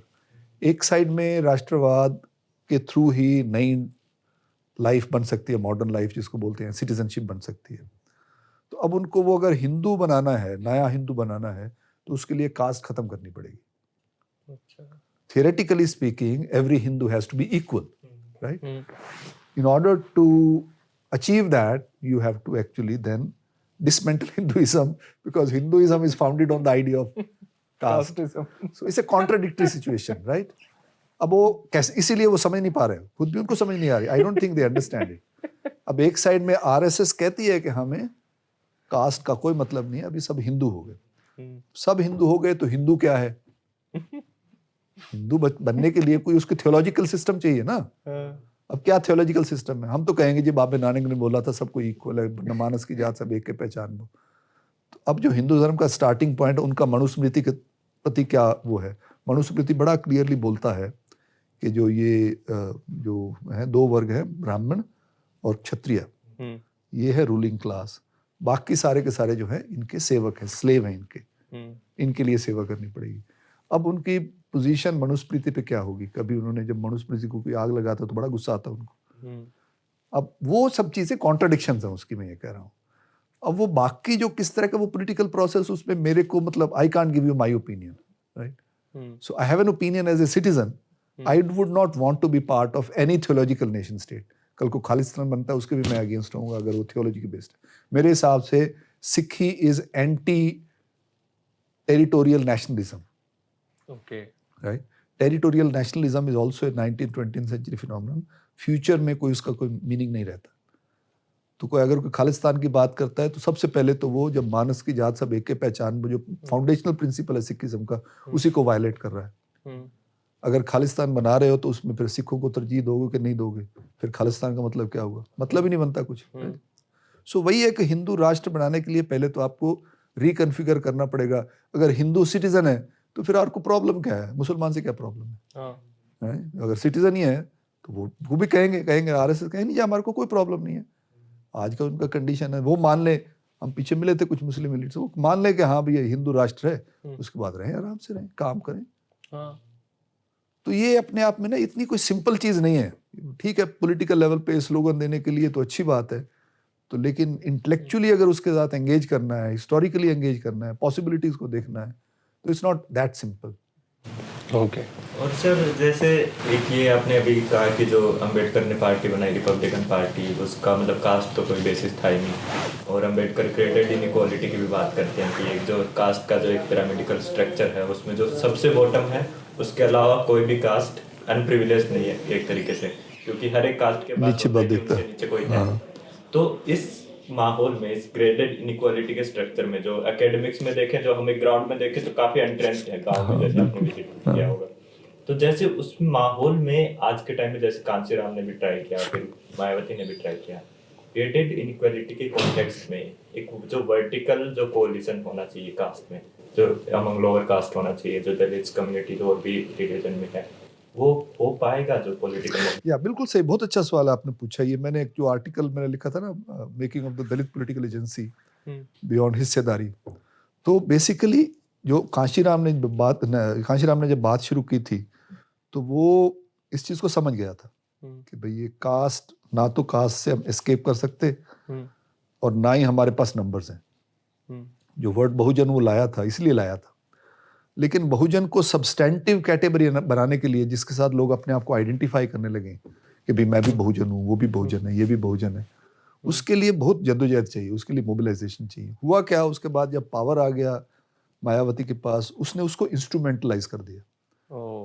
Political movement की बात जो किया करती थी पहले, अलायंस बनाने की, वो उसके बाद हाँ भाई ये धानक, ये क्या नाम है, जाटव है, ये वाल्मीकि है, इनको 2 सीट दे देते हैं, इनको 3 सीट दे देते हैं। अगर वो वाल्मीकि को बीजेपी वाले 5 दे रहे हैं तो वो उसके पास जाएगा। आपका कोई आइडियोलॉजिकल इंडोक्ट्रिनेशन, जो आपने बात की, अलायंस बिल्डिंग के लिए आपको लैंग्वेज चाहिए, अलायंस बिल्डिंग के लिए आपको एक ड्रीम चाहिए, एक सपना चाहिए, अलायंस बिल्डिंग के लिए आपको एक जो अंबेडकर बात करते थे फ्रेटर्निटी की, फ्रेटर्निटी कैसे कल्टीवेट करोगे, वो सोशली पहले कल्टीवेट करनी पड़ेगी। उसके लिए मेहनत करनी पड़ेगी, लोगों को इकट्ठे बिठा के खाना खिलाओ, बात कराओ, एक दूसरे के साथ नया एक वो कह ले जैसे सोशल ऑर्गेनाइजेशन में होता है उस तरह से करना पड़ेगा। तो आज तो देश में वो सब तो हो ही नहीं रहा, उधर रिवर्स में जा रहे हैं, बिल्कुल सही बात। गंगा उल्टी बह रही है। इसीलिए तो बात कर रहे हैं आप मेरे हमारे साथ। तो गंगा ही उल्टी बह रही है शुरू से। इसीलिए उसका मतलब जैसे आपने आर्टिकल भी लिखा जो सब क्लासिफिकेशन ऑफ एससी या एसटीज की बात है, तो वो आप मतलब कैसे देखते हो? मुझे वो थोड़ा नहीं, उसका 2 चीजें हैं, मैं बड़ा क्लियर हूँ उसके बारे में। एक तो ये कि कोई भी स्टेट पॉलिसी जो है वो आइडेंटिटी बनाने के लिए नहीं होती, स्टेट पॉलिसी होती है उसका डिस्ट्रीब्यूशन के लिए। स्टेट का जो काम ये है कि वो डिसएग्रीगेट करे, उसको दिखलाना बहुत जरूरी है कि हाँ भाई इस सेक्शन को नहीं मिल रहा, उसको मिल गया, बहुत है, अब 3 जनरेशन देख लिया, इसको इसके लिए रहने दो, उसमें चेंज कर दो। हमारा स्टेट कास्ट के साथ एंगेज नहीं करना चाहता। मेरे को बना दे, मैं कास्ट कमीशन बना के दूंगा हर स्टेट के लिए, आप डेटा इकट्ठा कीजिए हर 5 साल के बाद। अगर आपको लगता है ये सब कोहोर्ट जो है ये पर्टिकुलर कास्ट में पिछले 3 जनरेशन में ठीक ठाक कर रहा है, इनके लिए रिजर्वेशन रहने दो आईआईटीज में, इनके लिए रिजर्वेशन रहने दो टॉप क्लास जॉब में, बाकी सब में खत्म कर दो ताकि वहां दूसरे आ सकें। प्रेजुडिस है इनके अगेंस्ट, क्रीमी लेयर कोई नहीं होती। जब क्रीमी लेयर की बात कर रहे हैं, जो जज करते हैं थोड़े बहुत 2-3 ने किया उसमें, वो बिल्कुल, क्योंकि जब आप नौकरी के लिए जाओगे, इंटरव्यू के लिए जाओगे कॉर्पोरेट सेक्टर में, वहां पे आपकी आइडेंटिटी देखेंगे। So these are 2 things, one is policy level पे फ्रेगमेंटेशन, उनको सब क्लासीफाई करना बड़ा जरूरी है ताकि उसका बेनिफिट आगे जा सके। अब जो एसटी कैटेगरी है उसका बेनिफिट सबसे ज्यादा किसको जाता है? मीनाज हैं, नेगीज हैं, सारे जो नॉर्थ ईस्ट वाले हैं। अब दीज आर प्रिविलेज कैटेगरीज। अब किन्नौर पूरा का पूरा जो एरिया है, रीजन है, उसको उन्होंने शेड्यूल्ड रीजन बना दिया, एवरीवन बिकम्स एसटी देयर। अब नेगी वहां पे राजपूत हैं, तो उनको भी एसटी स्टेटस मिल जाता है। मेरे तो भाभी है नेगी, तो वहां पे जो दलित है वो उसने प्रोटेस्ट किया, यार मेरे को भी तुम एसटी कह रहे हो, इसको भी एसटी कह रहे हो, एसटी की सारे, तो सरकार को उसको फिर ऑप्शन देना पड़ेगा, चलो ठीक है तुम बताओ क्या करना चाहते हो, कह दीजिए हमारे को तो एससी में डाल दो। इस तरह का एंगेज करना पड़ेगा आपको लोकल लेवल पे। अब एसटीज का सब क्लासिफिकेशन करना एससी से भी ज्यादा जरूरी है, कि जो आपका एक्चुअल एसटी है, जो सेंट्रल इंडिया वाला, भील्स हैं, ये सारे जो छत्तीसगढ़ झारखंड के, उनके पल्ले कुछ नहीं है यार। हाँ, वो बेचारे वही पहले भी उनके पास थोड़ी जमीनें थी, वो भी जा रही हैं उनकी, सारे के सारे। यहाँ जेएनयू में एडमिशन देखिए, नॉर्थ ईस्ट वाले होंगे या ये जो प्रिविलेज एसटी होंगे। तो यादव जो है, यादव में से बहुत सारी जातियां यादवों की बहुत नीचे हैं, सारे यादव प्रिविलेज नहीं है। तो ये सब classification at policy level is very necessary. But हो क्या रहा है फिर कंसोलिडेशन, वो जो हमारा इंटरव्यू था सिब्बल साहब ने किया था, तो मेरा आर्गुमेंट यही था कि अब जो बीजेपी की स्ट्रेटजी ये है कि हाँ भाई आप अंबेडकर को थोड़ा सा लोकलाइज कर दो, बाकी हमें जरूरत ही नहीं अंबेडकर, क्योंकि अंबेडकर तो सूट ही नहीं करता हमारे को। अब महाराष्ट्र में जाओगे अंबेडकर, वहां पे तो महारों के साथ है, बाकी तो नहीं है।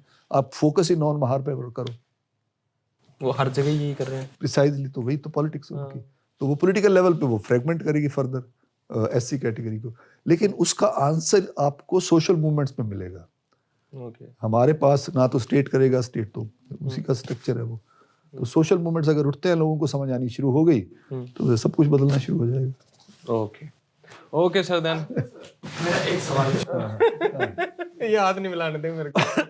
Do you think North India glorifies and romanticizes caste more than any other region of India? No. Everywhere caste is romanticized. Caste used to be worst in South India. Kerala was one of the worst regions. तो वहाँ पे लेकिन काफी movement हुए, तो things have changed. Bengal hides caste, but practices much more than perhaps North India. Because you are hiding it, you don't even realize you are practicing caste, right? Yes, so, okay. yeah, trajectories. भद्र लोग कौन है? हम है? I'm from Bengal. Yeah. They're pseudo intellectuals.